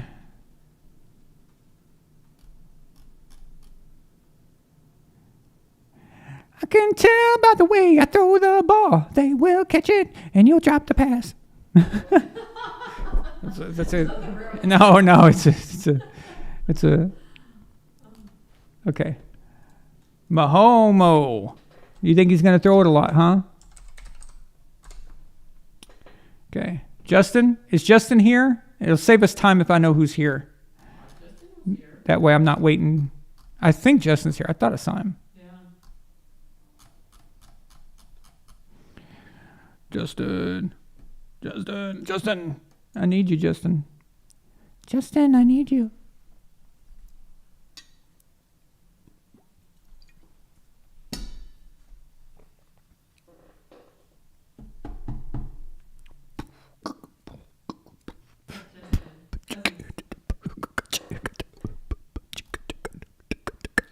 What?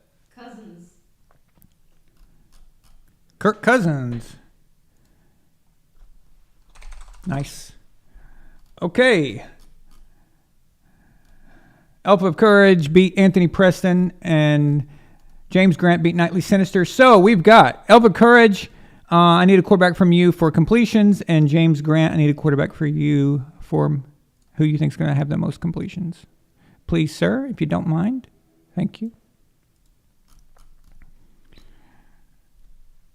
I'm sorry. That is the wrong answer. It's Baby, it's you. Baby, it's you. Boom,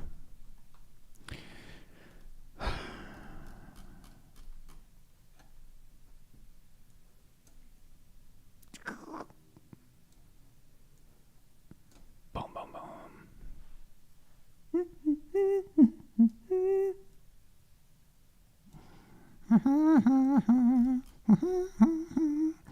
Okay, I'm not getting any responses. Elva Courage says tuna. Tuna? Oh, I'm just kidding. All right. Did anybody see James Grant here? No.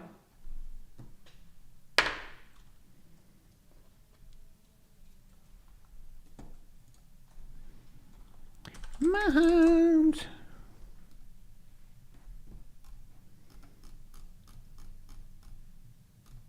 Okay, James Johnson was on bye, and he's not a Chiefs fan, so he was on bye. He is not bye. James Johnson versus Tyree Vaughn, because Tyree Vaughn beat my mother. How dare you? Tyree, you're such an ass.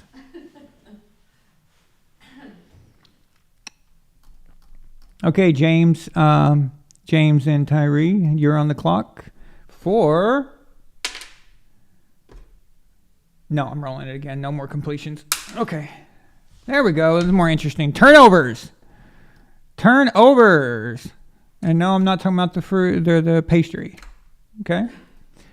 So, James Johnson. I don't think James is here. I haven't seen him in a while. He's not here. Huh? He's not here. Actually, there's a way to know if they're here. I can just... Yeah. No, he's not here. Okay. So, oh, okay. 4. Okay.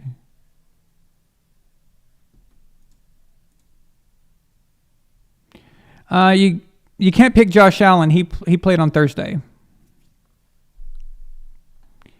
It's too late.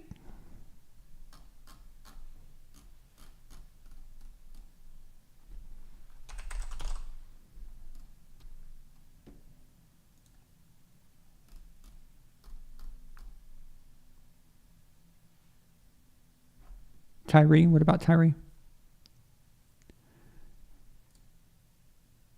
Wait. Tyree wants Jameis Winston? Okay, got it. I'm going to put it in right now. No, okay.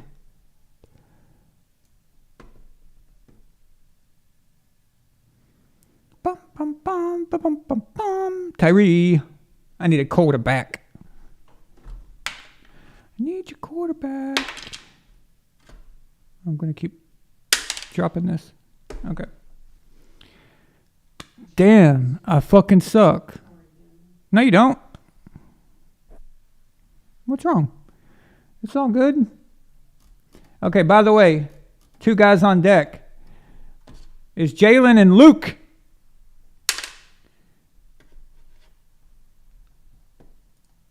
Touchdowns.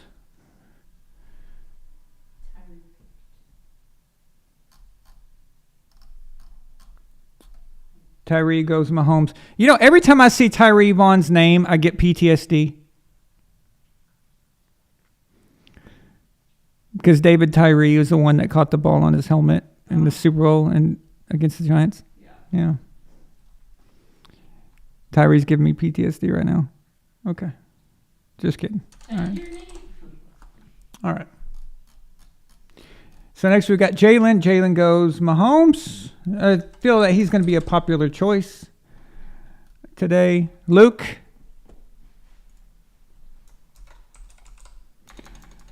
Luke, I need a quarterback. And Luke is going with Action Jackson. All right. Alpha Courage versus Tyree Vaughn. 1 touchdowns. Although it went outside the box, but whatever. Who cares? Okay. Alpha Courage, Tyree Vaughn, I need a quarterback that you think is going to have the most touchdowns. Remember, it is not just passing, it is also rushing. No, it doesn't mean he's Russian. It means he's rushing. On deck is turnovers between Justin Chatelain and Anthony Preston. Okay. So, Elf.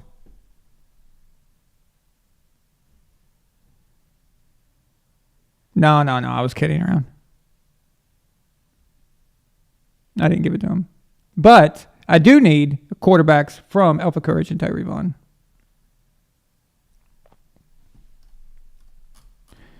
And on deck is Justin and Anthony. Justin and Anthony, you're looking at turnovers. Alpha Courage and Tyree, you're looking at touchdowns. All-purpose touchdowns. Even if they have a receiving touchdown, it will count.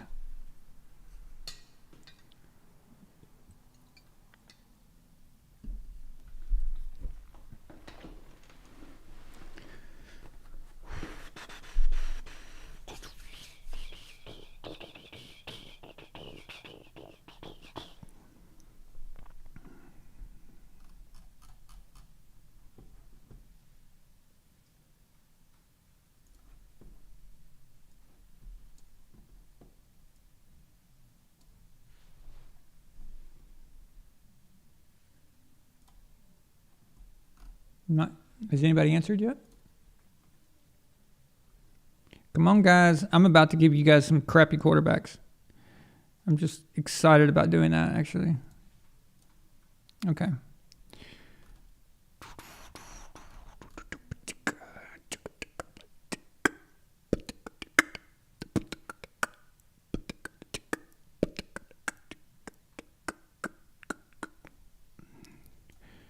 What is the injury report on Brock Purdy? Isn't he on concussion protocol?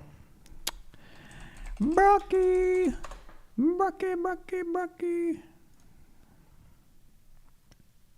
Oh, he cleared it. Okay. Nice. Brock is playing. Okay. Last time I checked, he was in concussion protocol. I didn't know if it was official. It is official, so he is playing. Very good, Brock. Very good. Okay, Alpha Courage picks Cousins. First Cousins, second Cousins, third Cousins. At what point can it be your cousin and you can fuck them? Well, technically you could fuck any cousin, but should you? Third, fourth, fifth, sixth, 10th cousins, 14th cousins, 27th cousins. Okay.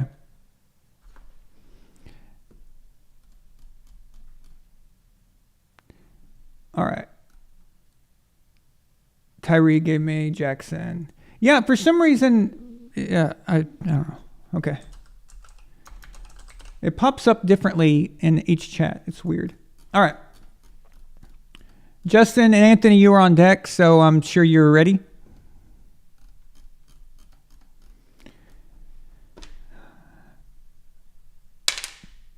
Okay. James Grant, you're on deck. And I will be rolling for my mom. Completions. But I don't think James is here. So I'll be rolling for both of them.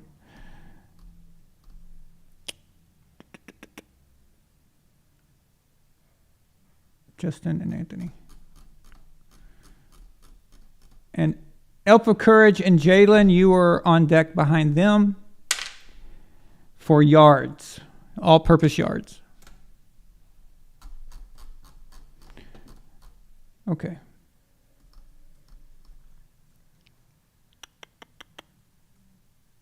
Anthony Preston goes C.J. Stroud.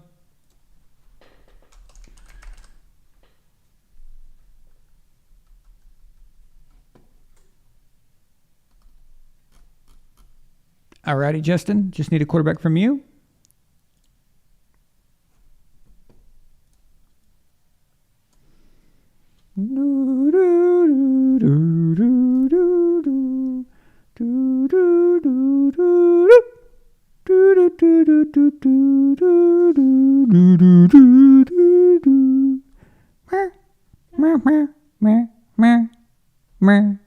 meh. Boom, boom. All right, Justin. If you don't hurry up, I'm going to give you Zach Wilson.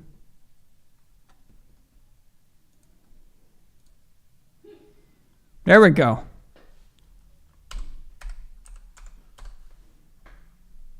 Going with the Hertz donut.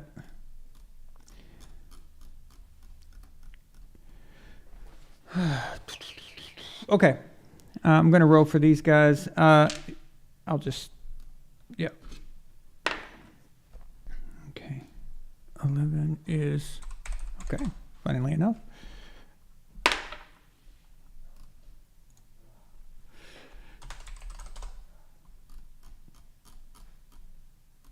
Okay, Elf versus Jalen, and you're looking for yards.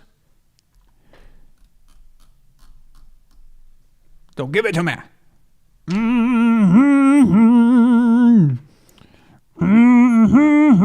Don't beat me. Don't beat me.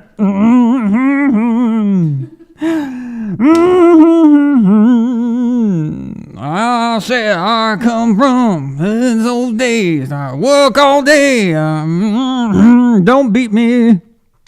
Wow. Don't beat me. That's a full entertainment. Well, I've got to do something while I'm waiting. Yeah, So, it has to be music. You have to find yeah, I need some music or something. Elf. Zwölf. Zwölf. Wait. 1, 2, 3, 4, 5, 6, 7, 8, 9, 10, 11, 12, 13, 14, 15, 16, 17, 18, 19, 20, 21. All right. Fuck. Mahomes, why does this black quarterback keep coming up? I'm offended. I'm offended. He's not black, stop it. You can only pick white quarterbacks. He's only can't say anything. Jalen goes. Uh-oh. Look who Jalen picked.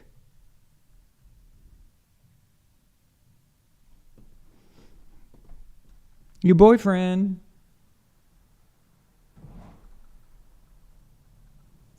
I can see where you picked something. I'm probably behind here on the stream. Let me go all the way up here. Okay. Moving right along. We're moving at a good pace tonight. That's good. Okay.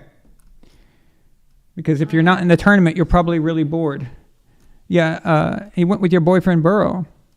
Well, my first love is Tom Brady. But Ryan Dyer, you got a bye. So it's Ryan versus Justin. And your statistic is turnovers. Ryan is usually here. And I think he's here today. I thought I saw him. Yeah. Okay, so Ryan. And on deck, Justin is Justin again. And Elf of Courage. And your stat for that matchup will be 1. So that's touchdowns. Now, keep in mind, guys, some of you guys who have multiple entries, I will, if you end up meeting yourself in a matchup, I will rearrange the matchup and put you against the next person. I'll just flip them. So no big deal. Don't worry about that. But if it comes to a point where it's inevitable that you have to play yourself, well, there's nothing we can do about it. But as long as there's other entries to put you up against, I'll always do that, because theoretically it's going to happen. We didn't have we only had 50 entries this time, so there's not enough entries. So it's bound to happen if one of you guys keep winning a lot. So just giving you a heads up on that. So it shouldn't be a problem. It's gonna be funny if someone's facing themselves in the Super Bowl. Like, what do you do with that, right? So. What's up, Bjork? Aren't are you the same person as Biden? Blah blah blah blah blah. You still want the Brady versus Rodgers video? I did 2 of them already. There's 2 of them, part 1 and part 2. Ryan.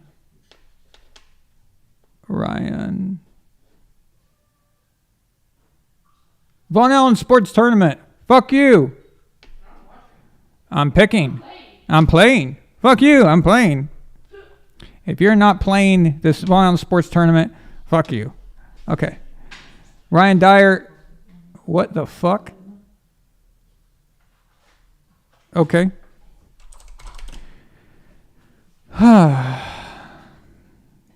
Okay, that I thought so. Bjorkups. I think Ryan's joking, but I'm gonna put that. Okay. Justin, you went Mahomes. Okay. Yep. Mahomes is a good bet for turnovers because you know there's going to be a flag and they're going to call it back. So. Okay, so Justin, I'm going to need you again for touchdowns, all-purpose touchdowns, and Elf of Courage touchdowns. And on deck is the Gourd King versus Tyree Vaughn. And you're looking for yards.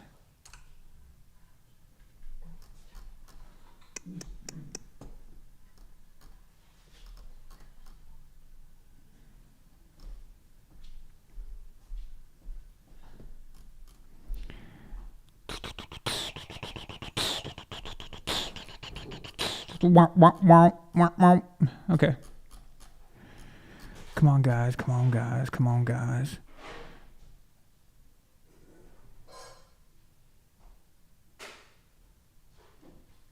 I got an idea. I think Melina's right, though.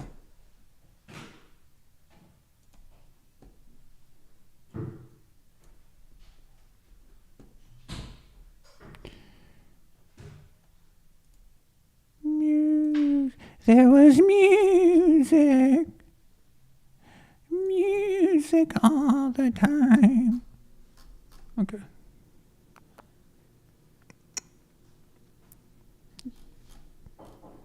That's the face you make when you can't read anything. You're like, ooh, I need my glasses. Where are your glasses? They're right next to me. And I need to put them on, actually.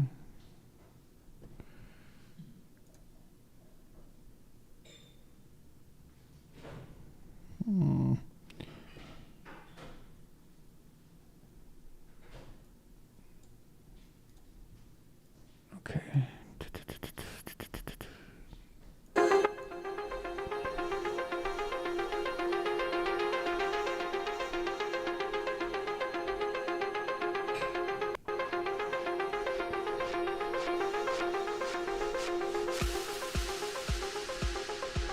We're in a rave, guys.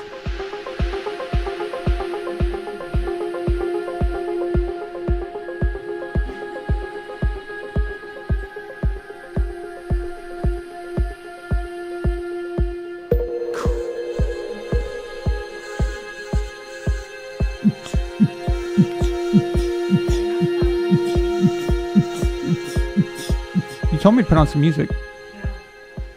Okay, it's a bit loud though. All right.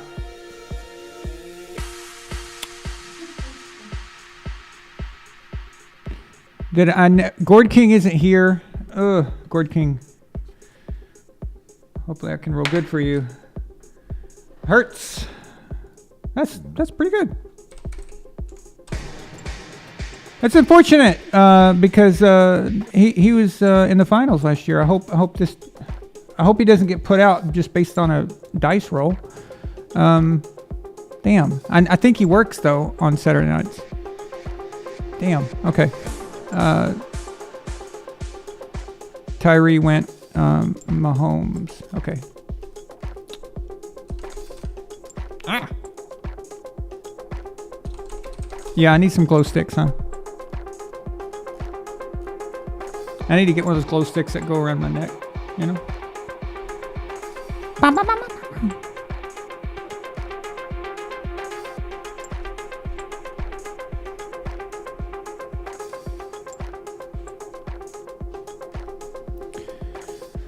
Okay, Tyree. Let's see. Tyree and Bitcoin.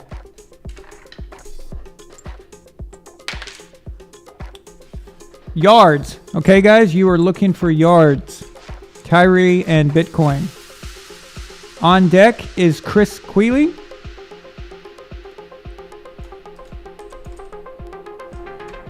And Justin again.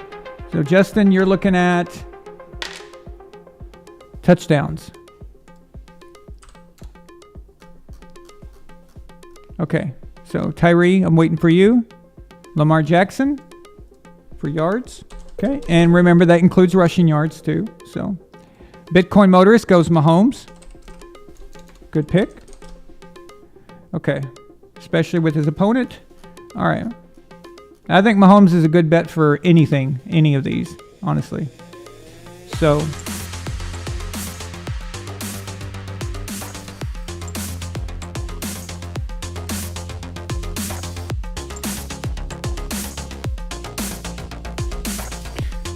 all right. So, Chris, I don't think Chris is here.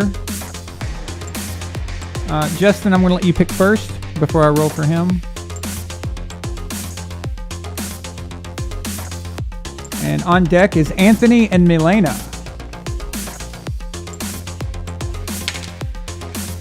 And yours is turnovers.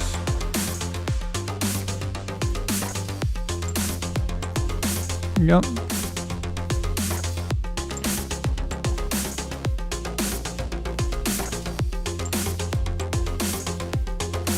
So Anthony, Preston, and Milena, be thinking about the quarterbacks you think are going to have the least turnovers. This includes fumbles lost. Don't forget that.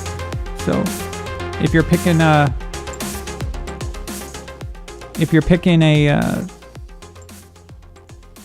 running quarterback, remember he's prone to fumbling. So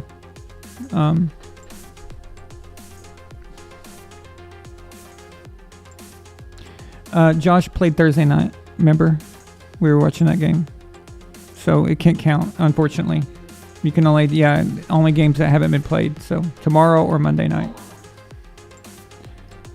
Okay. Yeah, I'll let you have him, but Anthony picks first. So.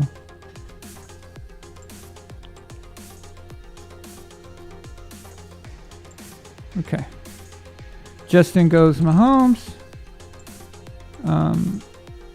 And for Chris,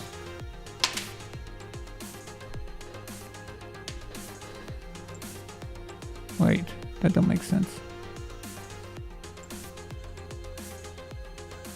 Okay.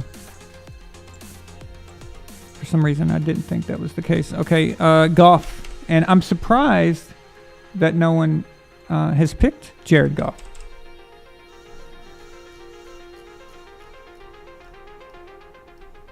Oh. Okay. Anthony. Okay. Anthony said he's going to let Nefertiti pick first. She wants Mahomes. Okay, so Anthony, pick anybody you want. She said thank you, Anthony. On deck is Nightwalker and Justin. Nightwalker is, and Justin is, their stat is yards. So be thinking about quarterbacks for yards, you guys.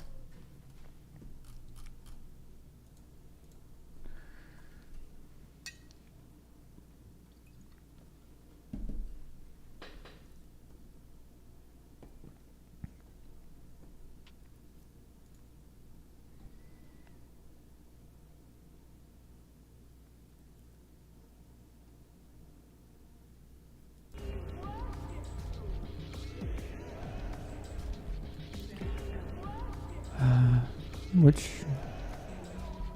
No more stone. No more spears. No more slings. yeah, I did. No more swords. Yeah, that was a while back, wasn't it?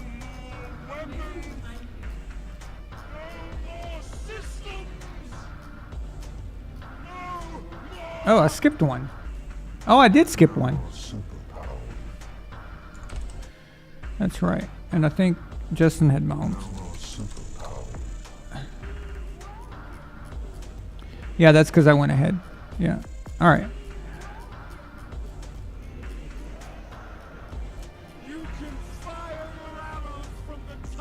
Okay. So Nightwalker goes Tua. Interesting, considering his opponent. That's an interesting pick. I like it. Justin.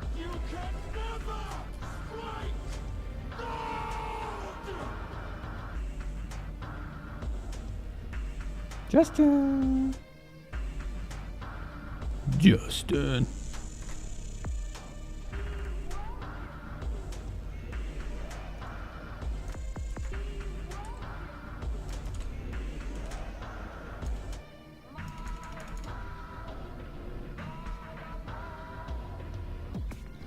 Goff, nice.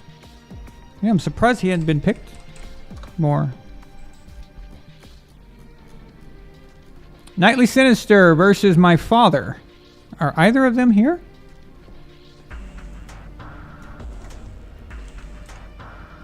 Nightly Sinister is. I saw him earlier.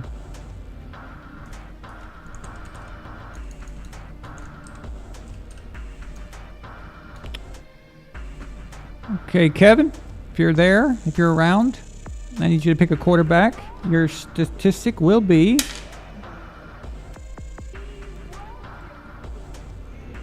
completions.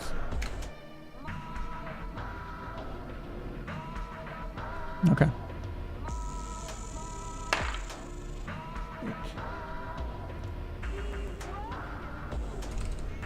Oh, what? Two.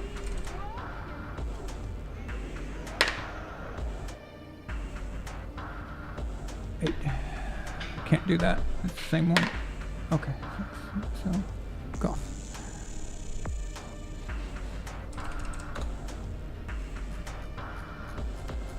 Okay, it looks like that's everybody. Let me go back though. Justin, so you're saying... Justin, which matchup were you wanting, Jackson? Jared Goff for yards. Was it touchdowns or was it the one before that?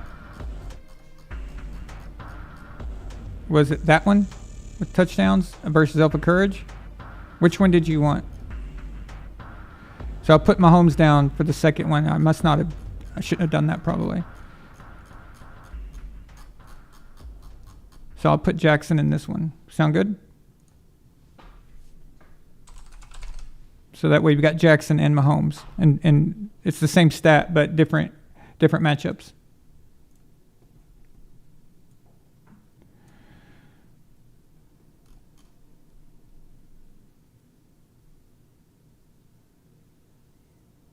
What are we talking about? Most quarterbacks struggle to run Earhart.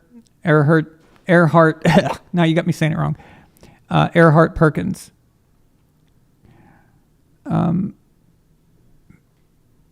Yeah, it's a weird offense. Let's see. Dan Fouts ran that with the Chargers in the 80s. It was a form of it. It's not exactly like what we run today, but like everything's a little bit different now. Even the West Coast is no longer the West Coast. It's so alrighty. So good luck to all of you, and may you do well. So.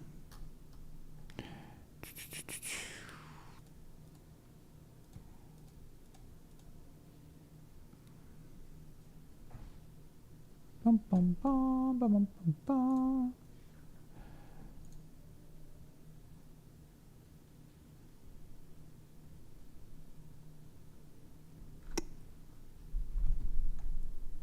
What's up, Amelia?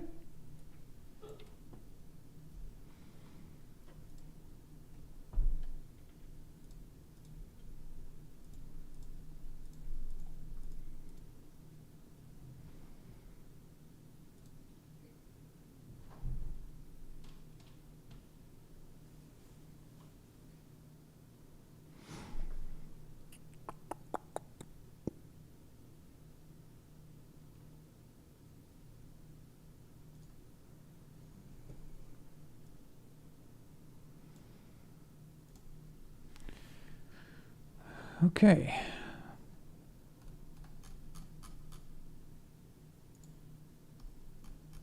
Yeah, Alpha Courage. Yeah, that's what I was saying about the Tua pick. That was interesting. Like when Nightwalker picked him, I thought that was kind of cool.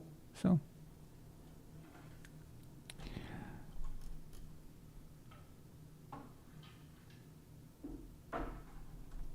Okay.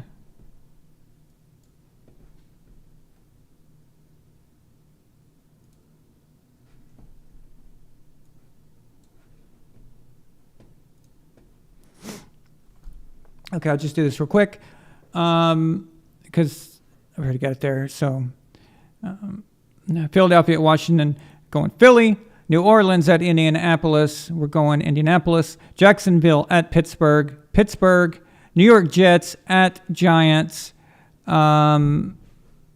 Giants. Houston at Carolina. Houston. Miami versus New England. Now, okay, here we go. So this is in Miami. That's always been a problem historically. Just want to point that out. But I am not sold that was a complete game by New England last week. Buffalo played like shit. They even played like shit the week before. They played like shit Thursday night. I thought they didn't play that well. I don't know. I just don't buy it. Not yet. So I'm going Miami here. Atlanta at Tennessee. Atlanta. Minnesota at Green Bay. Minnesota. Dallas versus the Rams. Dallas. Seattle versus Cleveland. Seattle. No way the Browns go to Seattle and win. Okay. Kansas City Chiefs at Denver. This is going to be an annihilation. Kansas City. San Francisco versus Cincinnati. This is actually a Super Bowl repeat from the 80s. Two Super Bowl repeats from the 80s. So that's just fun fact there, whatever. Okay. Has no point or bearing on the game, but the Bengals are going to win this. Baltimore at Arizona. Baltimore, duh. Okay. Chargers versus the Bears. I'm going Chargers, but their coach needs to be fired. Seriously. Okay. He is pissing away Justin Herbert's career. It's just ridiculous. Detroit at home versus the Raiders. I got the Lions. So there we go. All right. So if you guys, we're going to do something we haven't done in a while. And let's see. I'm going to let you guys call in. You're going to call the show. Okay. So if you're on Patreon, send me a message and I will send you the link. Okay, so there you go. I sent the link. The link is ready. The hotline is open for business. Okay, so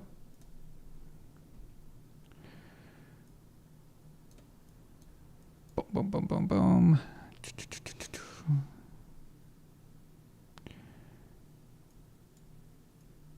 And when someone calls me, Lena, can you let's see.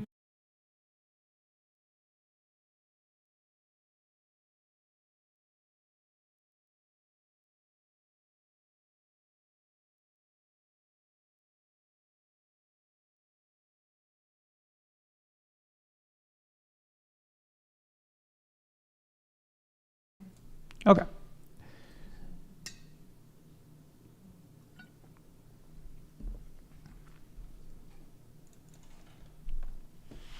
So if you are a member on Patreon, I'm going to post the link. But only members can see it. Yeah. Only members can call, right? Yeah. Only members can call.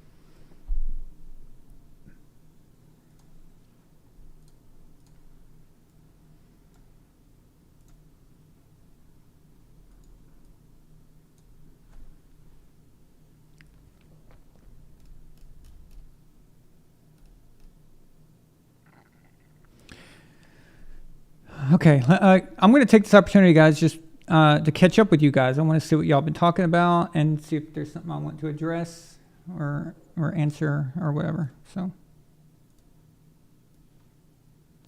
while I'm waiting for any of you guys to call, if you want to call, you don't have to, but you have the option.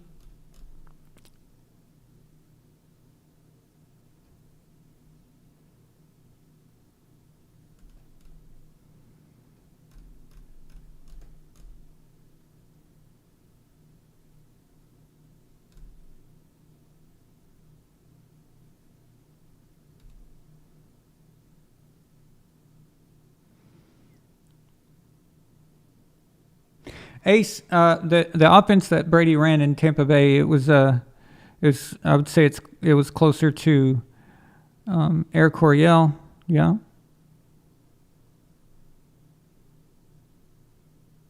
Yeah. Well, Air Raid, yeah, exactly. Yep. Yep, you're right. That's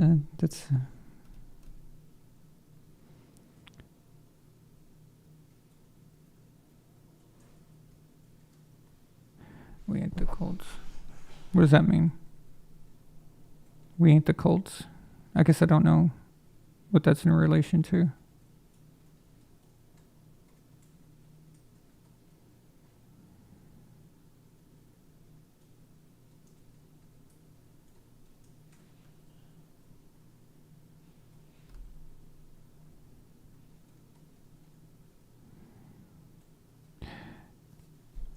Gronk would help any quarterback. He's an elite tight end. Using that to discredit Brady is idiotic, especially when you consider Brady won 4 Super Bowls without Gronk, also won 3 Super Bowls and 1 league MVP.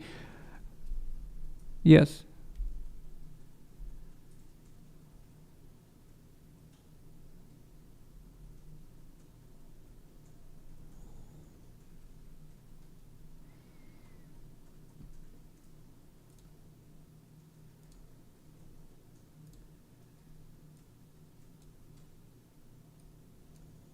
What do you mean the link didn't work?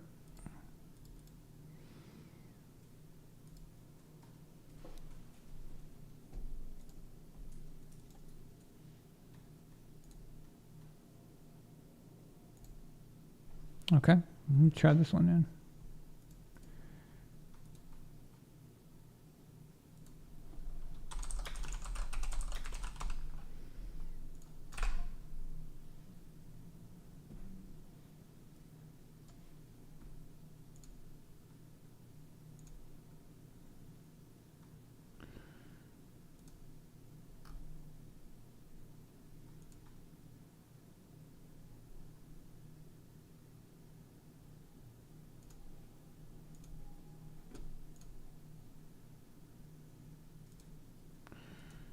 Okay.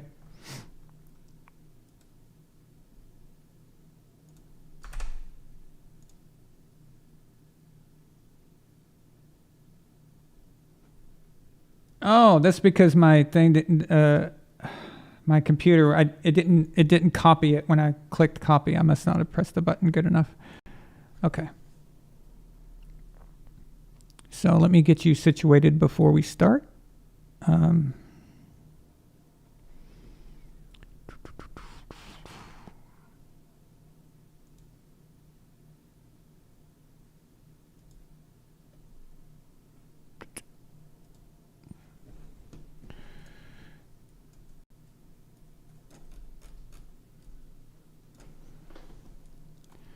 Okay, let's see here.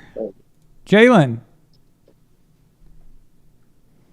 I just What's up, switched man? over to my computer. I'm trying to. Oh, yeah, no problem. Yeah, sure. Been a while since we've talked live. Yeah. Been a while since anybody's called. We haven't done that in a long time. I just want you to know there's three categories for things I say. Eventually proven right. I was right all along. Sometimes incorrect. Yeah, that's true. That's true. That's true. Yeah, I agree. I don't know why this computer link won't allow it to go through.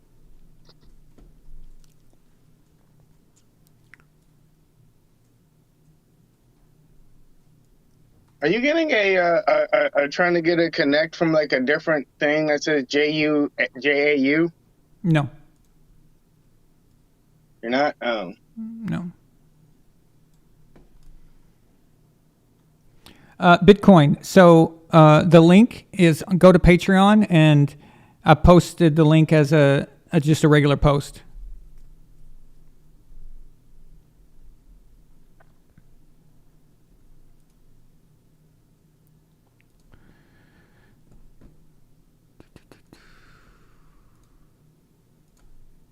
There we go, buddy. Hello?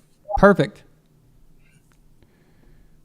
Let me turn the other one off. Oh, wait. Do I not have it on? Oh. I already hung up. I had you I on hung it up twice. already. Yeah. So, hey, this is the first time we've actually been able to see Jalen, and we're not looking at the ceiling or whatever. So, Well, it's not my phone, it's my computer. yeah, exactly. So perfect. This is much better. Oh, here it is. I actually had some topics. I wanted to talk about the Skip Travis thing or Yeah. whatever. Okay. Sure. I actually think in that first year he did do a lot for that team in terms of like carrying the load because You mean Tom? what I've Yeah. come to realize about Brady is that he's had 3 like quote unquote bad seasons. Like one was his second season in the league. They had a winning record but did not make the playoffs. The last season in New England, they had a winning record but lost in the first round of the playoffs. And his last season in Tampa, he won his division with a losing record and lost in the first round. Those are his only losing seasons. So what I've come to discover about Tom is I don't think you can give him a bad enough situation where he can actually lose. Like, I think he is so good that he, in almost any situation, makes them win. Like, in terms of, like, whatever your potential was with Tom, you're just going to win, like, I don't know how much more, with, like, Yeah. because he is, like, leading your team.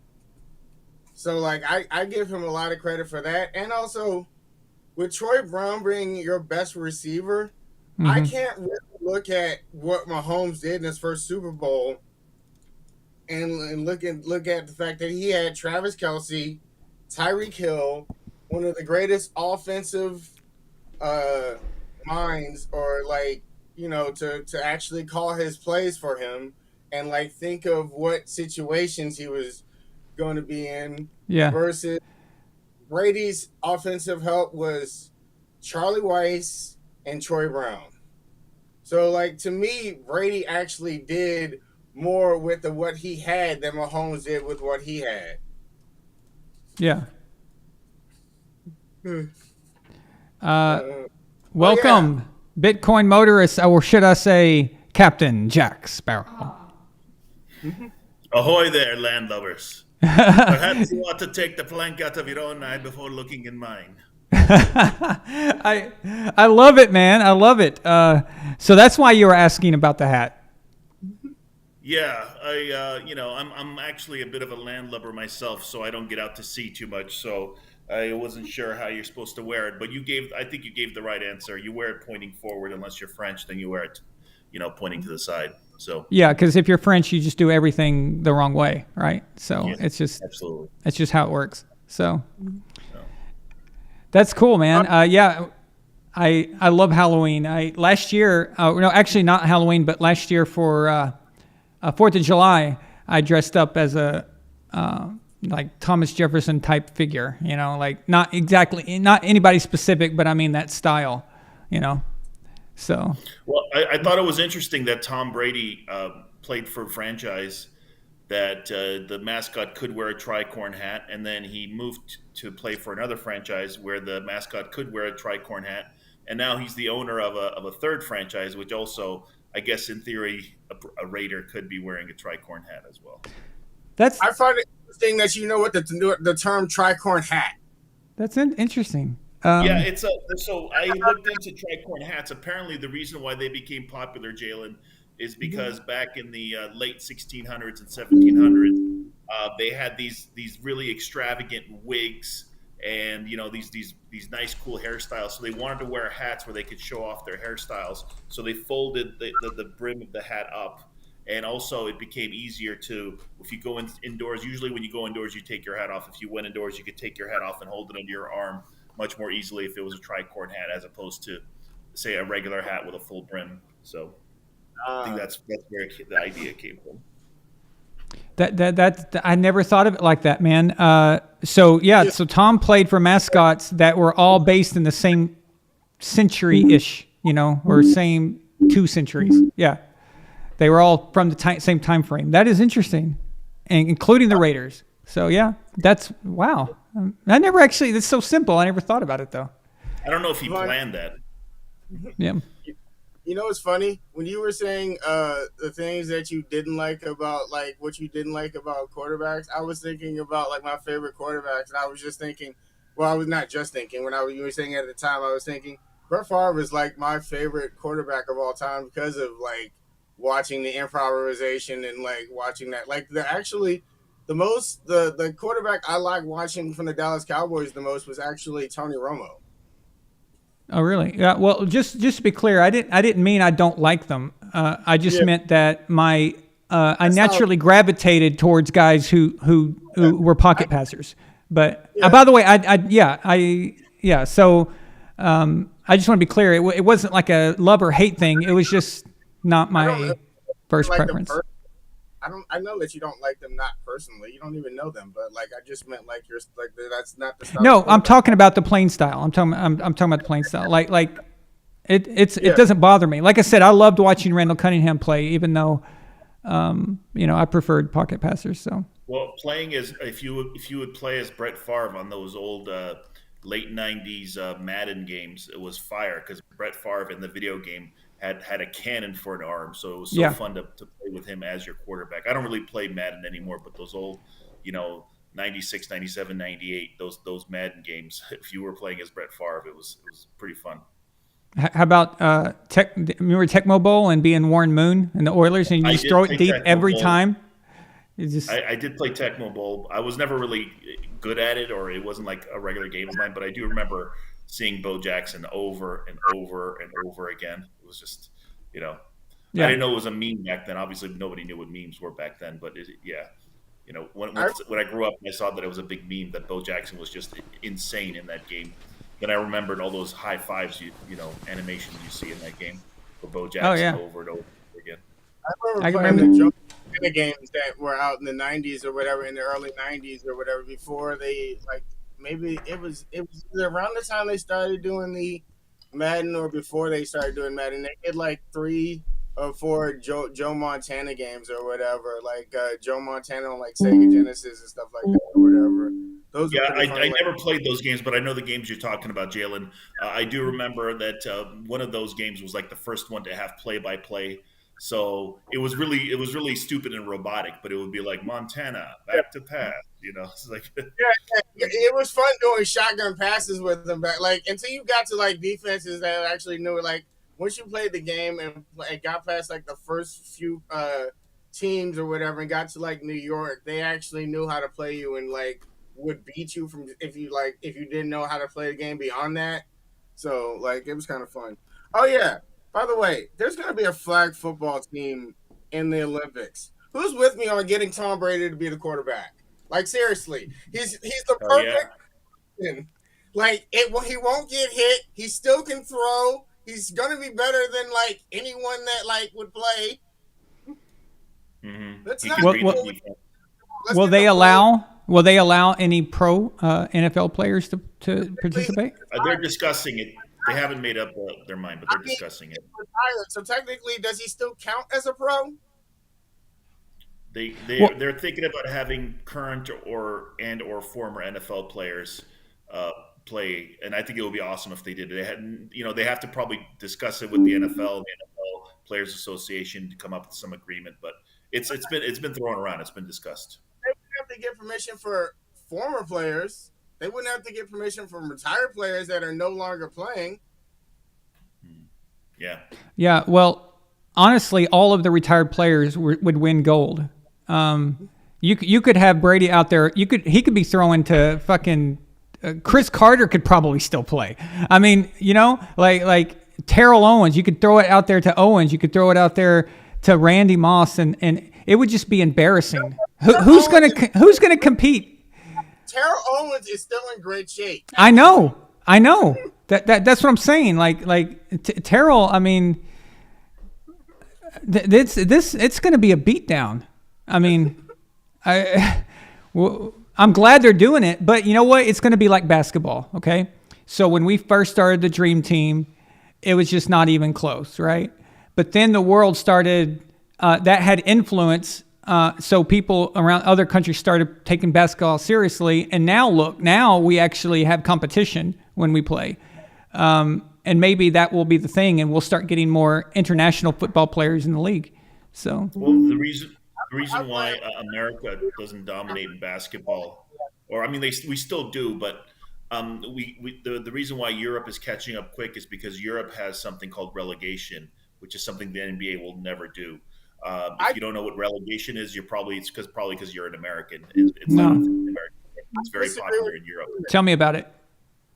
Oh, well, real quickly, Jalen, I know you want to jump in here, but relegation just means that if you finish near the bottom of your league, like the bottom 4 teams or the bottom 2 teams or whatever, you get relegated down to the minor leagues, and the top couple of teams in the minor leagues that finish at the top of their league, they go up to the majors for a season. So, and the great thing about relegation is that every game is important, even in the middle of the season. Even if you're out of the playoffs, you're still fighting for your life because you want to make sure you don't finish low enough to get relegated.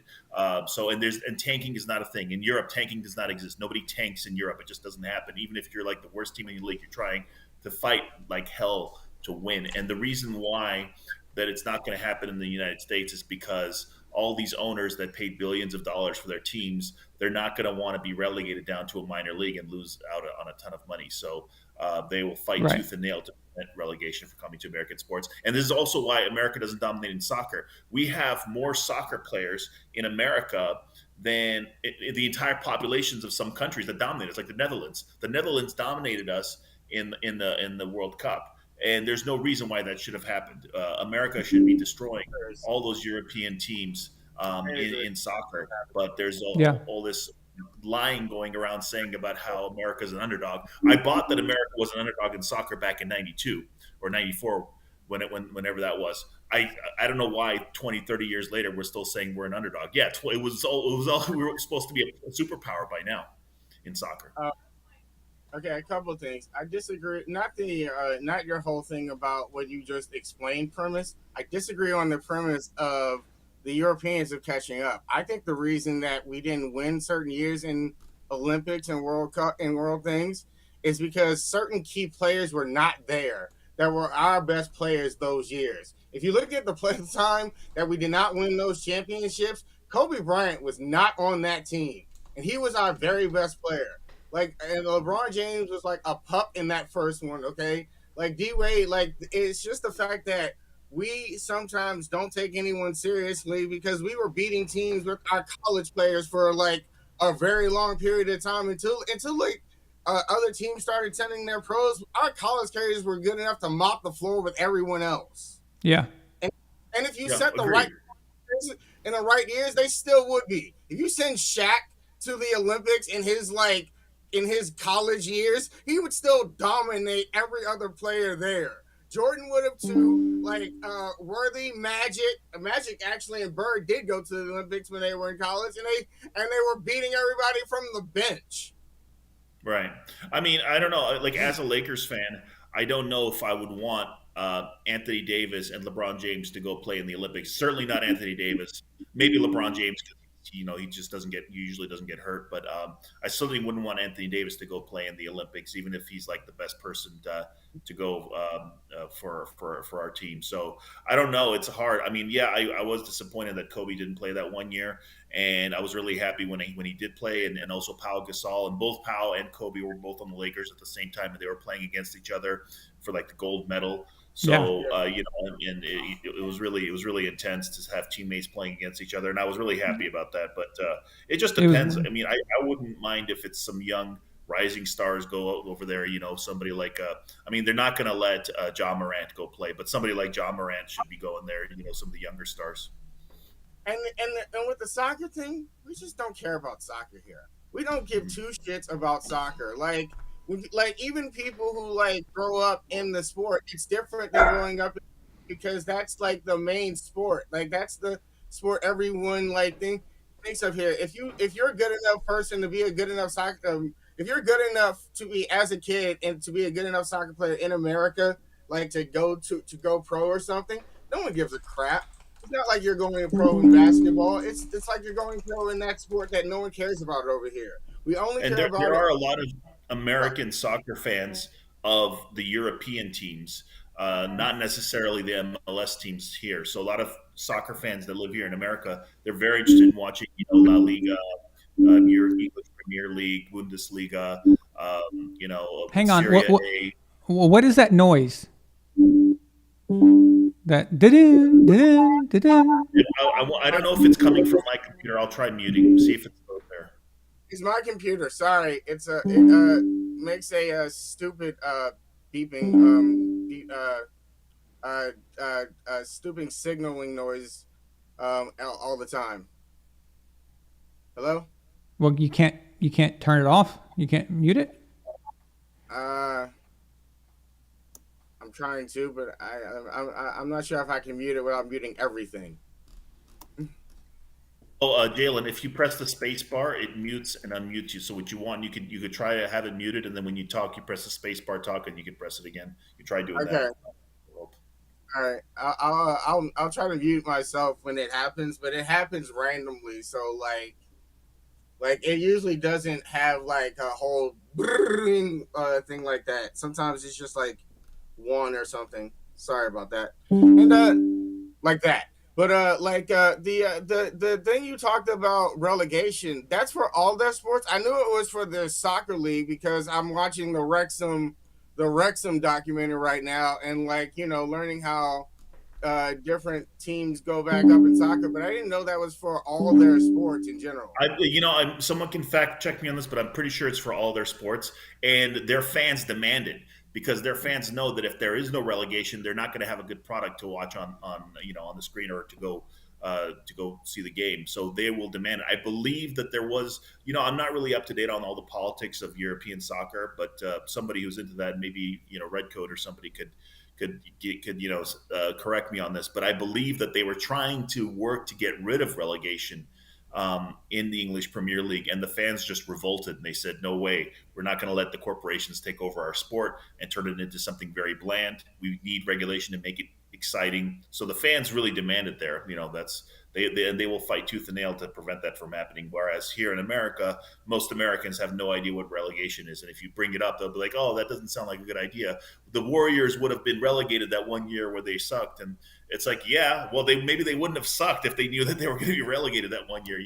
Maybe they wouldn't have tanked that one year. Like relegation as an idea, just to be honest, I just don't like. In for our sports over here, like I think they also have a way different system set up because football doesn't have a minor league system. They would go nowhere. There is no one to go down. There is no relegation to go down to. What are you going to tell them there now? An arena league football team?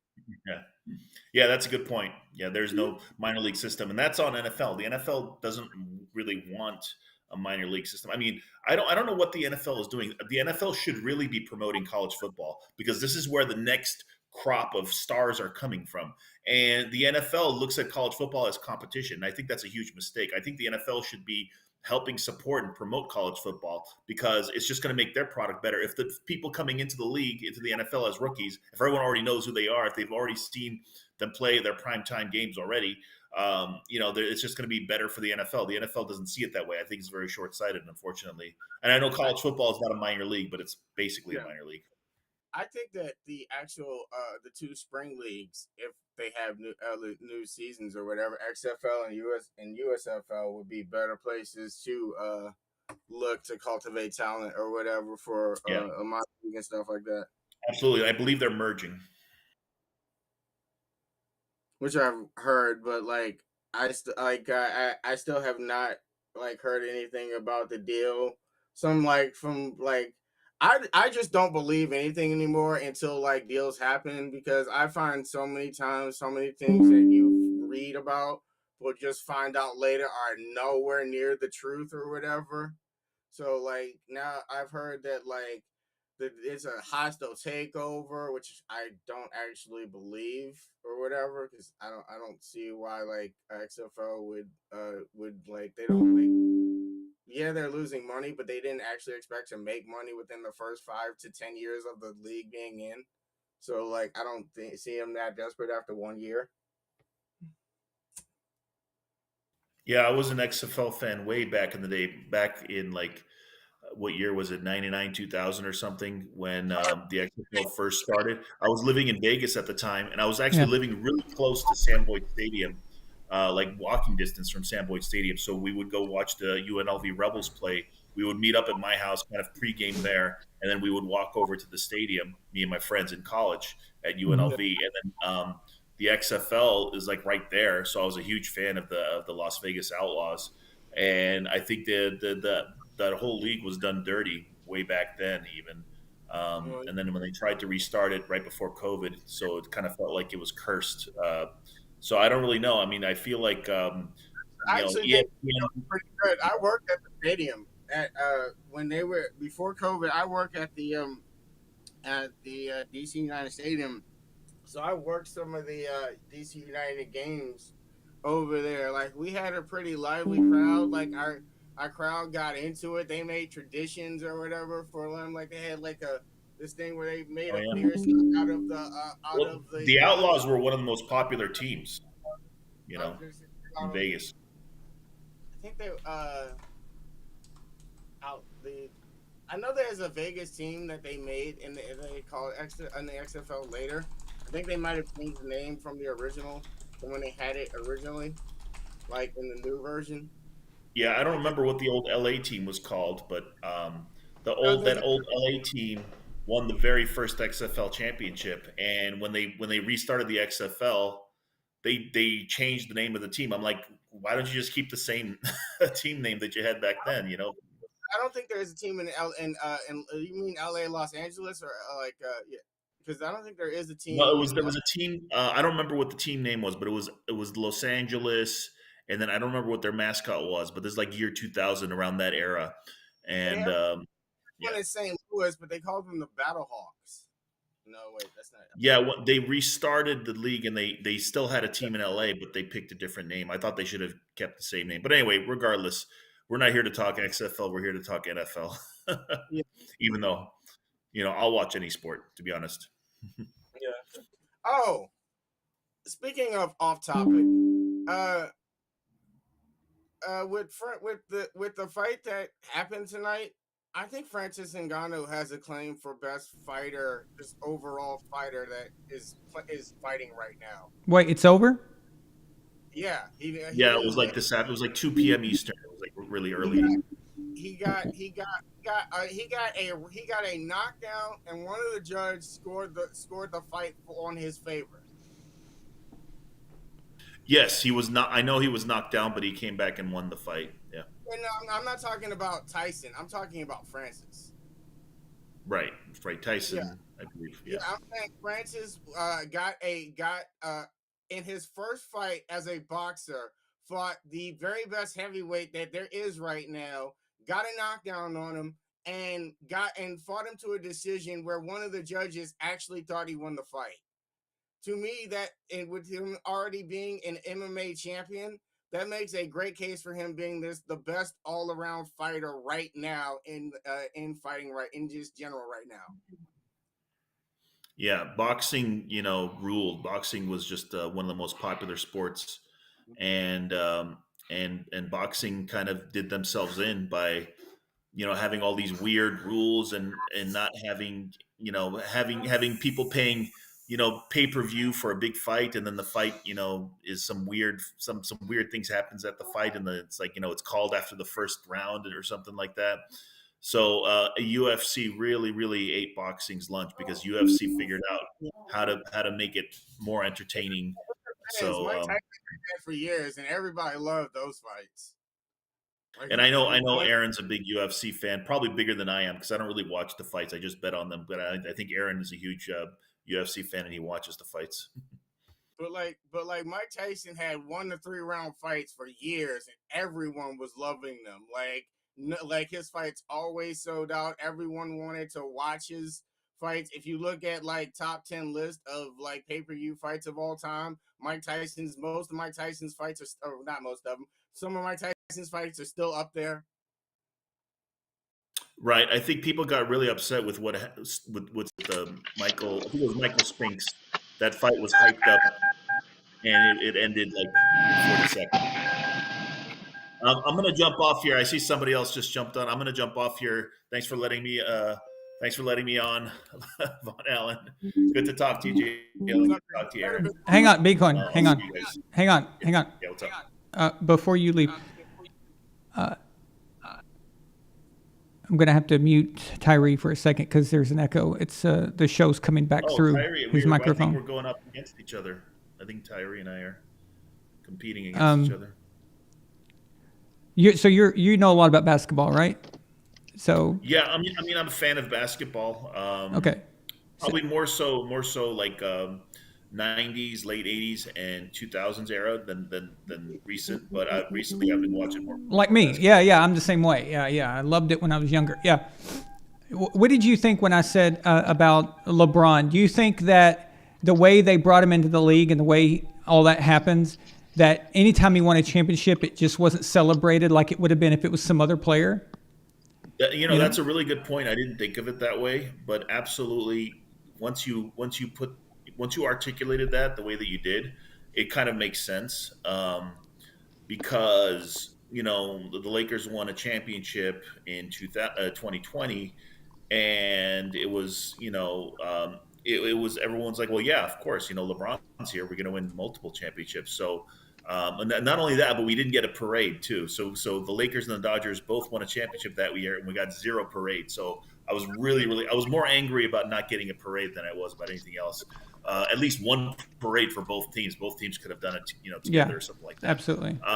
So I was really angry about that. But yeah, absolutely, you're right. I mean, but I'll tell you this: in 2000, when the Lakers won the championship back then, I remember it was really special. That was Shaq and Kobe's first championship, and a lot of Laker fans were really excited, especially after they beat Portland in the Western Conference Finals, because I don't think anybody was worried that the Lakers were going to lose in the finals. I think the Lakers were like a sure thing to beat the Indiana Pacers in the finals. So even though everyone kind of knew that it was going to be multiple championships with Shaq and Kobe, it was still very special.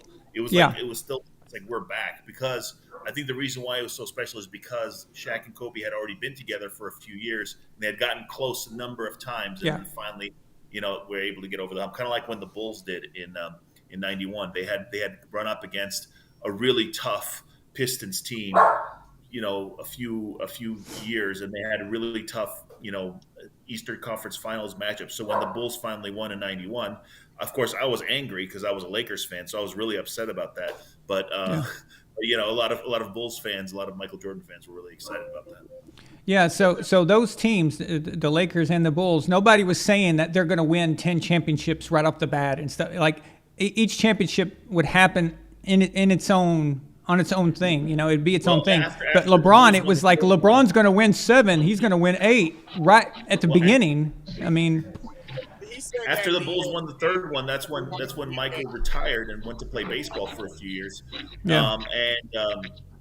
And I think it was because of what you're saying. It was because, like, if he wins, they're going to be like, oh, well, he should have won. But if he loses, it's going to be like, oh my God, he finally lost. So I think that's something, that's a perspective that I hadn't thought of before. All right, the dog's going crazy here, so I'm going to jump off and let you and Tyree. All right. Talk. Thanks for calling. Bye. I was just gonna say that the reason that like they didn't have any kind of parades that year is because it was COVID or whatever.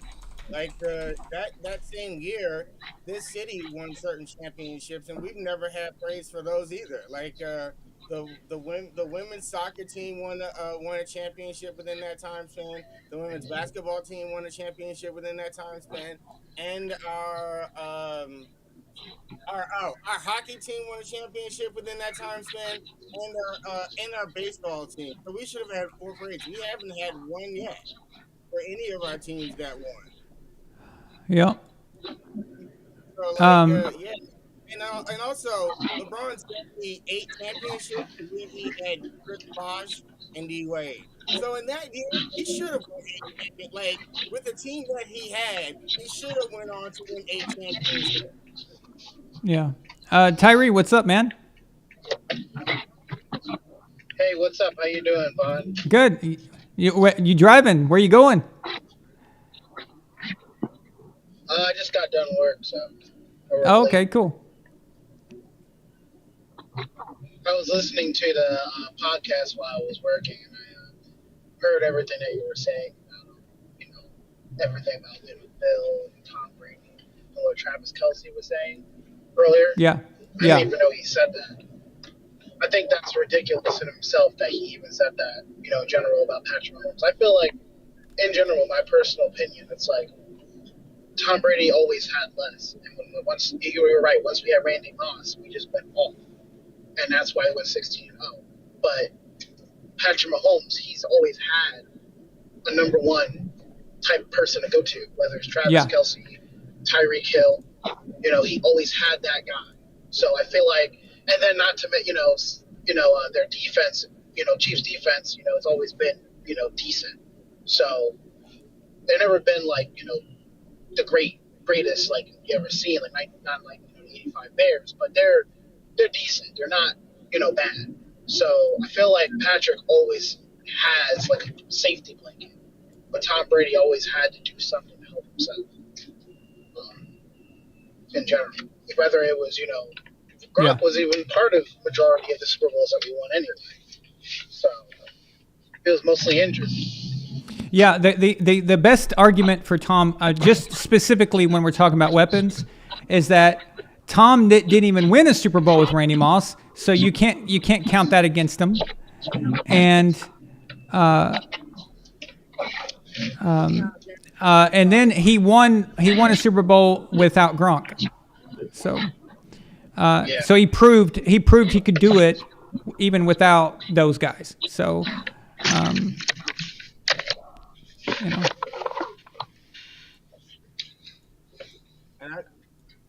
And I still think his best wide receiver Do you think was probably Tampa. And not like the best wide receiver Tom played with was the one he had in Tampa. Yeah. What did you say, Tyree? Do you think Bill will actually win a Super Bowl for the next, time he's in New England, or do you think he's just never going back? No, it's over. What's your personal? It's over. So, apparently, Bill got a contract extension. 3 but years. 3 more years. I find that ridiculous. He's not willing. He's shown that he's not willing to do what it takes to win. He's not willing to. He would rather lose and do things his way than win and it look like that he needs somebody. Okay? So he's not going to go and get a proven quarterback because that everyone would say, oh, he needs them. But if Bill keeps doing what he's doing, he can just say, oh, well, I never had a decent quarterback, so of course I didn't win. But if he gets a really good quarterback, like if he would have gone after Aaron Rodgers and they still lose, oh my God, then everyone's going to say, like, so Bill is actually rather just, I think he'd rather just keep being mediocre in that, and instead of actually going out and getting somebody awesome. He won't do that. Otherwise, he would have went after Aaron probably, or tried at least. So. People are really hyping up our win that we won against the Bills. Which I know. I'm not going to lie. It was a pretty decent win. No, it was, yeah. There's a difference between it being decent and, it's like, all right, but then the Dolphins, like, they are a legit juggernaut right now. And you think we're going to actually be able to do what we did against the Bills against the Dolphins? No. And also people forget that the Bills were actually beat up. Majority of their players on their defensive side were not even there. So we benefited from that. I'm not saying, not take away from the they actually legit came up with a scheme that actually worked, and we beat the Bills. But is that going to be the same game plan that's going to be able to beat the Dolphins? No. the Dolphins, Jalen Ramsey, from what I heard, got activated. I mean, we don't even know who he's going to be on the field at that time. But even still, having him as a cornerback on that field is going to be a game changer in general. And then, you got to deal with the fact, are we going to even be able, even still, it's like, we're 2-5. We lost 2 games. We scored 0 points in 2 games. I think one of them we scored 3 points, but even then, I don't even care. That doesn't really help the fact that we got blown out by both. And you're meaning to tell me that we're going to be able to put up 20 plus on the Dolphins defense? Right. No, I don't think so. Matt Jones did pretty well to prove himself that he still can be a starting quarterback in this league. But he did not prove himself to be, Bill did not prove himself to be able to deserve that contract extension that he got. I mean, I think it's ludicrous that everybody's celebrating 2-5 as some kind of accomplishment. Is that how far we've fallen?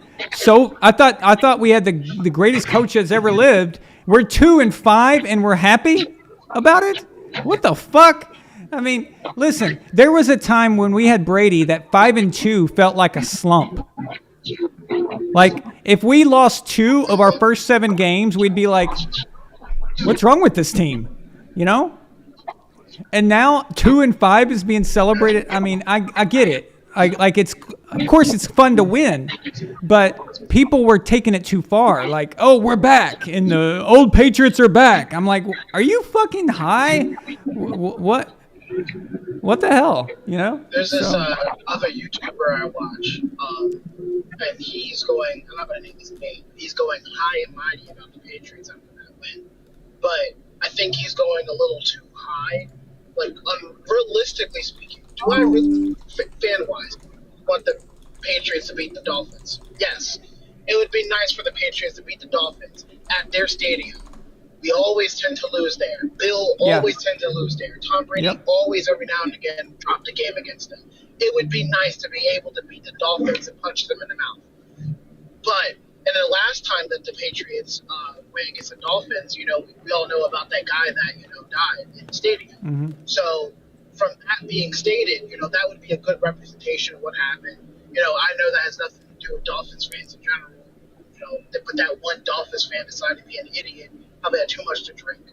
But personally speaking, it's like that would be a great win, just morale speaking, history speaking and everything. But I unrealistically cannot think how we're going to win this game. The only way I can see us winning this game is if Tua turns the ball over a lot.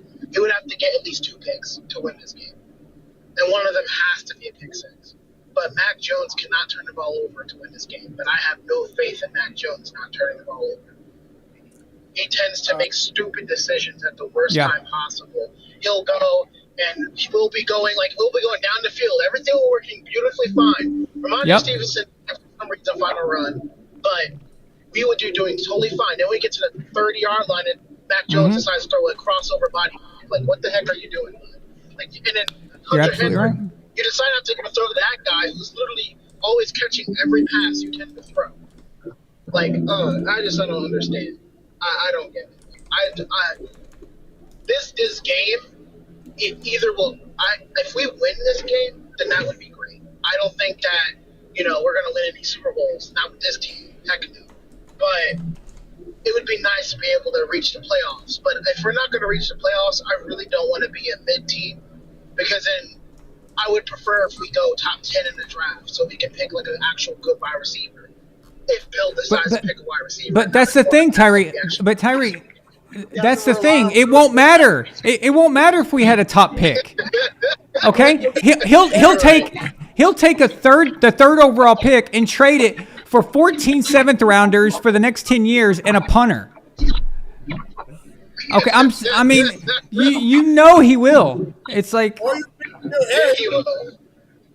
hey, you're getting to kill Harry. You'll be happy with that one? Oh, that's right. You got me.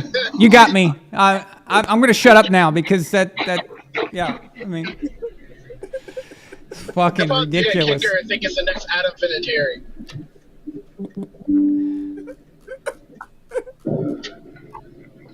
Now, that team is just frustrating. I don't understand our team. I feel like the Patriots are like going downwards. Like we were doing pretty good with him. And I mean, we weren't going to win no playoff game with him, but we were doing pretty okay. And then the next year after, we did okay. And then now we're going down and down and down and down. It feels like we're just going to keep on going down. Can I give you some good So, news? I don't know. There's still someone that has a major faith in y'all. Y'all must not listen to the Tom Brady podcast. Because last time he talked about Bill Belichick, he was still giving glowing reviews of that man, saying that that's the best coach in the league, and that he's the right one to fix the Patriots. I swear to God, this is what he said. And by the way, in your Brady hate saga, go check out a clip of what Brady said. Who was the next actual quarterback that could actually catch him or be the one that comes the closest to doing his own? And he said Patrick Mahomes is literally the closest, but he'd have to do it for a lot of years. So you may have to include Brady in your Brady hate saga. For Not really. Brady always says the right thing, the thing that's expected of him, and he doesn't mean it.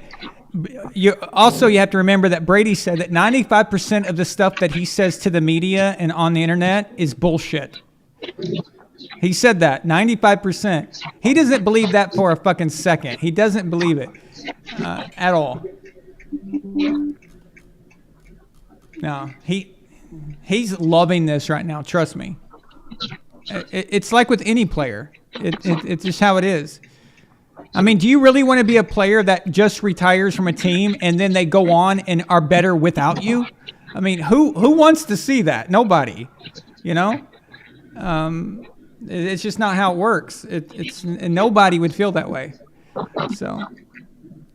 Damn, so like everybody else if that's everybody else that must have left there when Brady cut Murray or whatever, because like Bill did that to everyone else, and it only stopped working when Brady left.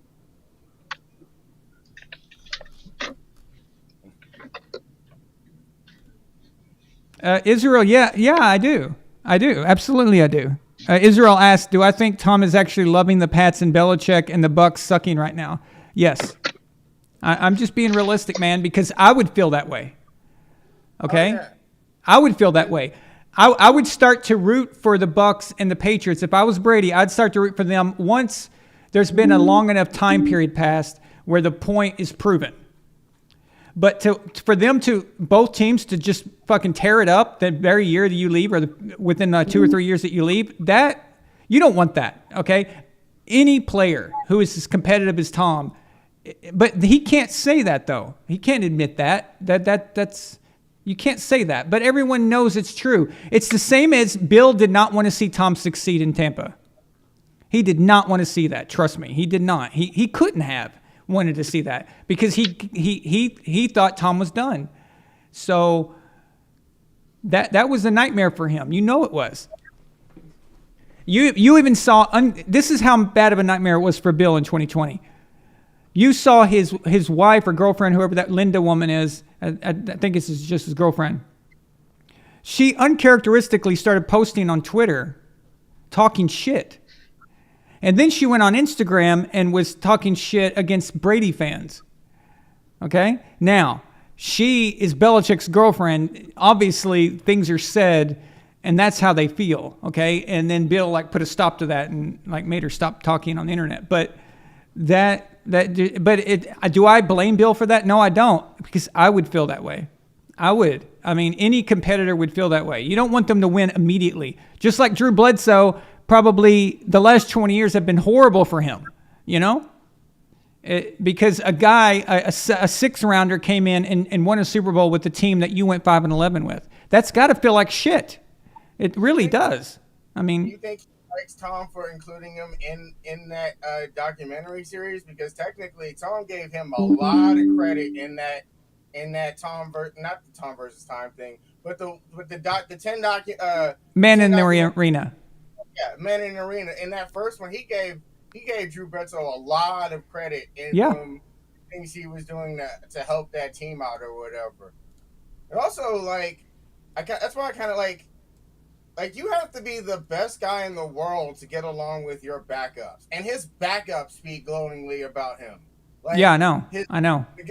like the guy who he beat out still speaks glowingly about him.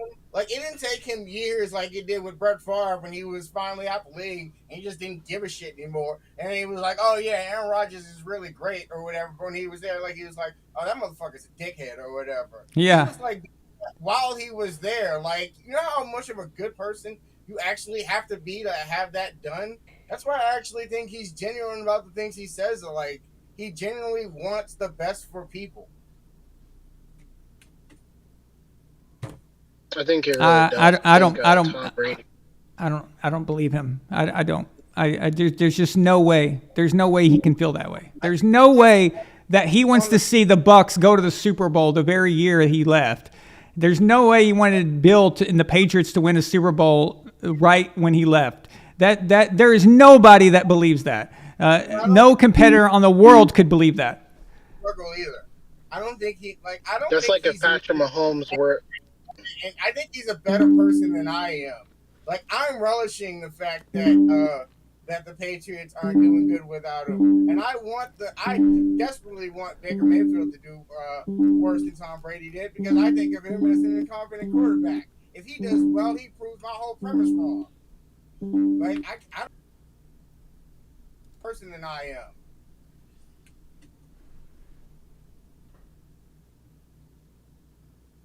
am. Yeah. Well, there will come a time where he'll mean it. Like, he'll really want to see them do. You know what? As far as the Patriots goes, he may really feel that way now. But yeah, it's been long enough to where it may bother him that they lose, maybe. But he didn't feel that way when he was playing. He's already getting. Yeah, it'd be nice to see the Hall of Fame. So he's like, his legacy there is kind of already set. Yeah. If you can't name a better player in that franchise history than him. Yeah, well, the point's been proven. That's what I mean. The point's been proven. He won without the New England, and there's been enough years where Belichick had Cam Newton, and then he had Mac Jones, both number one picks, or first round picks, and nothing's happened. So the point has been proven. So probably by now he probably could root for the Patriots, but he is not rooting for the Buccaneers. I can tell you that. He cannot stand Todd Bowles. He hates that motherfucker, and he wants to see them go down in flames. And there might never be a time where he's rooting for Tampa Bay. I don't think that's ever going to happen. So that fucker costed him his first losing season. Unbelievable. When he did it. That's what I mean. He can't really have a losing season. And the time he had a losing season, he still managed to win his division. It's whatever it takes, man. Whatever it takes. Like, he manages to win in some fashion or in some way, shape, or form. He either loses his division and has a winning record, or wins his division without a winning record. And that's the worst you're going to have. Either that, or he's going to have a winning record, go to the playoffs, and losing in the first round. But those are the worst results you're ever going to have.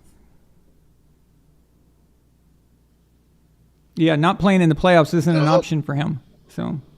And considering, I hope Jared Goff wins here with the Lions. That'd be nice. Instead of seeing Patrick Mahomes third round. Yeah, that's going to be insufferable. But Patrick winning again this year. I don't think Patrick is going. I felt like that Super Bowl against the Eagles. I felt like the Eagles had that game, and I felt like the field was so bad that none of the players were able to even be able to I felt like if the Eagles defense in that Super Bowl, and I hate to bring it up, I'm the last person to defend the Eagles. I despise the Eagles. It's more so here in New Jersey. Those who don't know, New Jersey, there's 3 different types of fans you have here. There's Eagles fans, Giants fans, and believe it or not, there's Cowboys fans. Those are the 3 fans that are in New Jersey. Wow. And in those 3, and there's Jets, but no one really, if you're a Jets fan, like no one really, everyone's like, all right, you're a Jets fan, whatever. But those are the 3 main. And in those, and at least I think in North Jersey, it's more Jets, but even still, majority is Giants. And then when you go and the last thing you want to do is that, like, you hear about the Eagles. Oh, the Eagles are great, blah, blah, blah, but they never won a Super Bowl. They won against us in 2017, and they've been doing pretty well since then. But I would never defend the Eagles. But in that Super Bowl, I felt like the Eagles' defense could have possibly, I wouldn't say they would have been able to replicate what the Tampa Bay Buccaneers did against them, against the Chiefs in the Super Bowl with Tom Brady, but I felt like they had a better ability to be fast and hitting that quarterback. And honestly, in my personal opinion, if it wasn't for the slippery fields, that game would have been completely different. Completely different. Tampa Bay's defensive front was way better. Like the defensive front that Tampa had in that game or whatever. Like their defensive front was just a way better defensive front than the one that the Eagles had in their game or whatever. I just feel like that team could have done a lot better, in my personal opinion. Quarterbacks, because I never thought that Jalen Hurts was a top 10 quarterback. I still don't, and I didn't that year.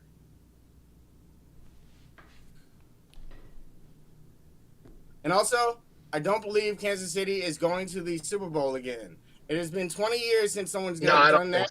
And I mean, not maybe let me say this, not winning the Super Bowl again.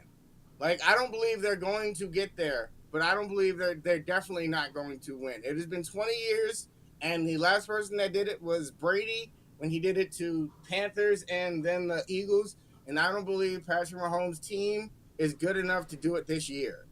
They're like, even though they're winning, their team is not as good as, and like offensively is not as good in the past. And I would say the same thing for the Eagles. Even though they're winning, their quarterback is not a top 10 quarterback, and they're winning despite the fact that he is having some pretty bad games.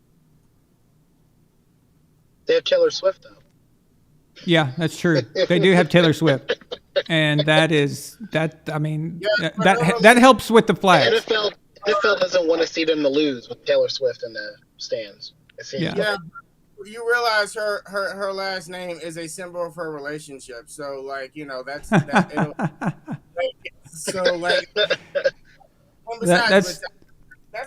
pretty good. Yeah, it's not. It was put by their publicist to put that together. But I'll say this: if it's going to be a publicist thing, she should at least be wearing his goddamn jersey. She could get his jersey to be the #1 selling jersey in the world over even like Patrick Mahomes. If she wore it at every freaking game, she could at least do that shit for him. If it's going to be a business deal, then make it business. What's funny is that I don't remember Giselle wearing Tom's jerseys either. Did he? Did she? But Tom was good enough where he didn't need Giselle to wear his jersey to get it. His jersey just was #1. Listen, the NFL is salivating at the prospect of having Taylor Swift in the stands in the Super Bowl. Okay? I'm telling you, they're going to make it happen. They will be in the Super Bowl. They will be. Usher is the Super Bowl halftime performer of this year, and next year it'll be Taylor Swift.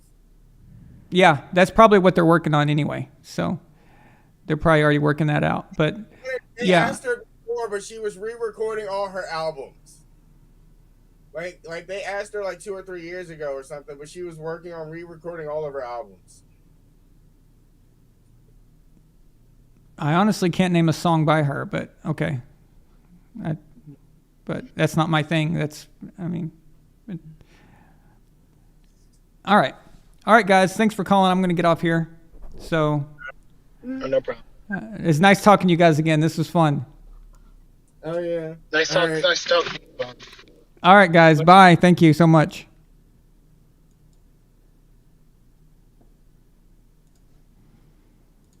Okay, so everybody, I hope you enjoy the games tomorrow. And Hopefully there'll be some exciting stuff go down. Thank you for being with me tonight. I hope wish all you guys luck for tomorrow's tournament. Let's see here. Okay. Have a good night, guys. Thank you. Von Allen Sports on Patreon. Fuck you. I'm joining. If you're not watching Von Allen Sports, fuck you. Hi, this is tennis player Mariana Dragic, and you're watching Von Allen Sports, real and honest sports analysis. Subscribe now and join the empire. Von Allen Sports, let's go!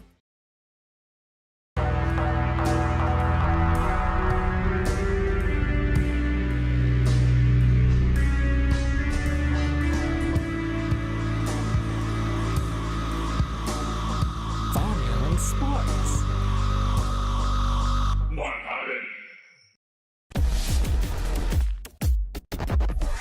Von Allen Sports.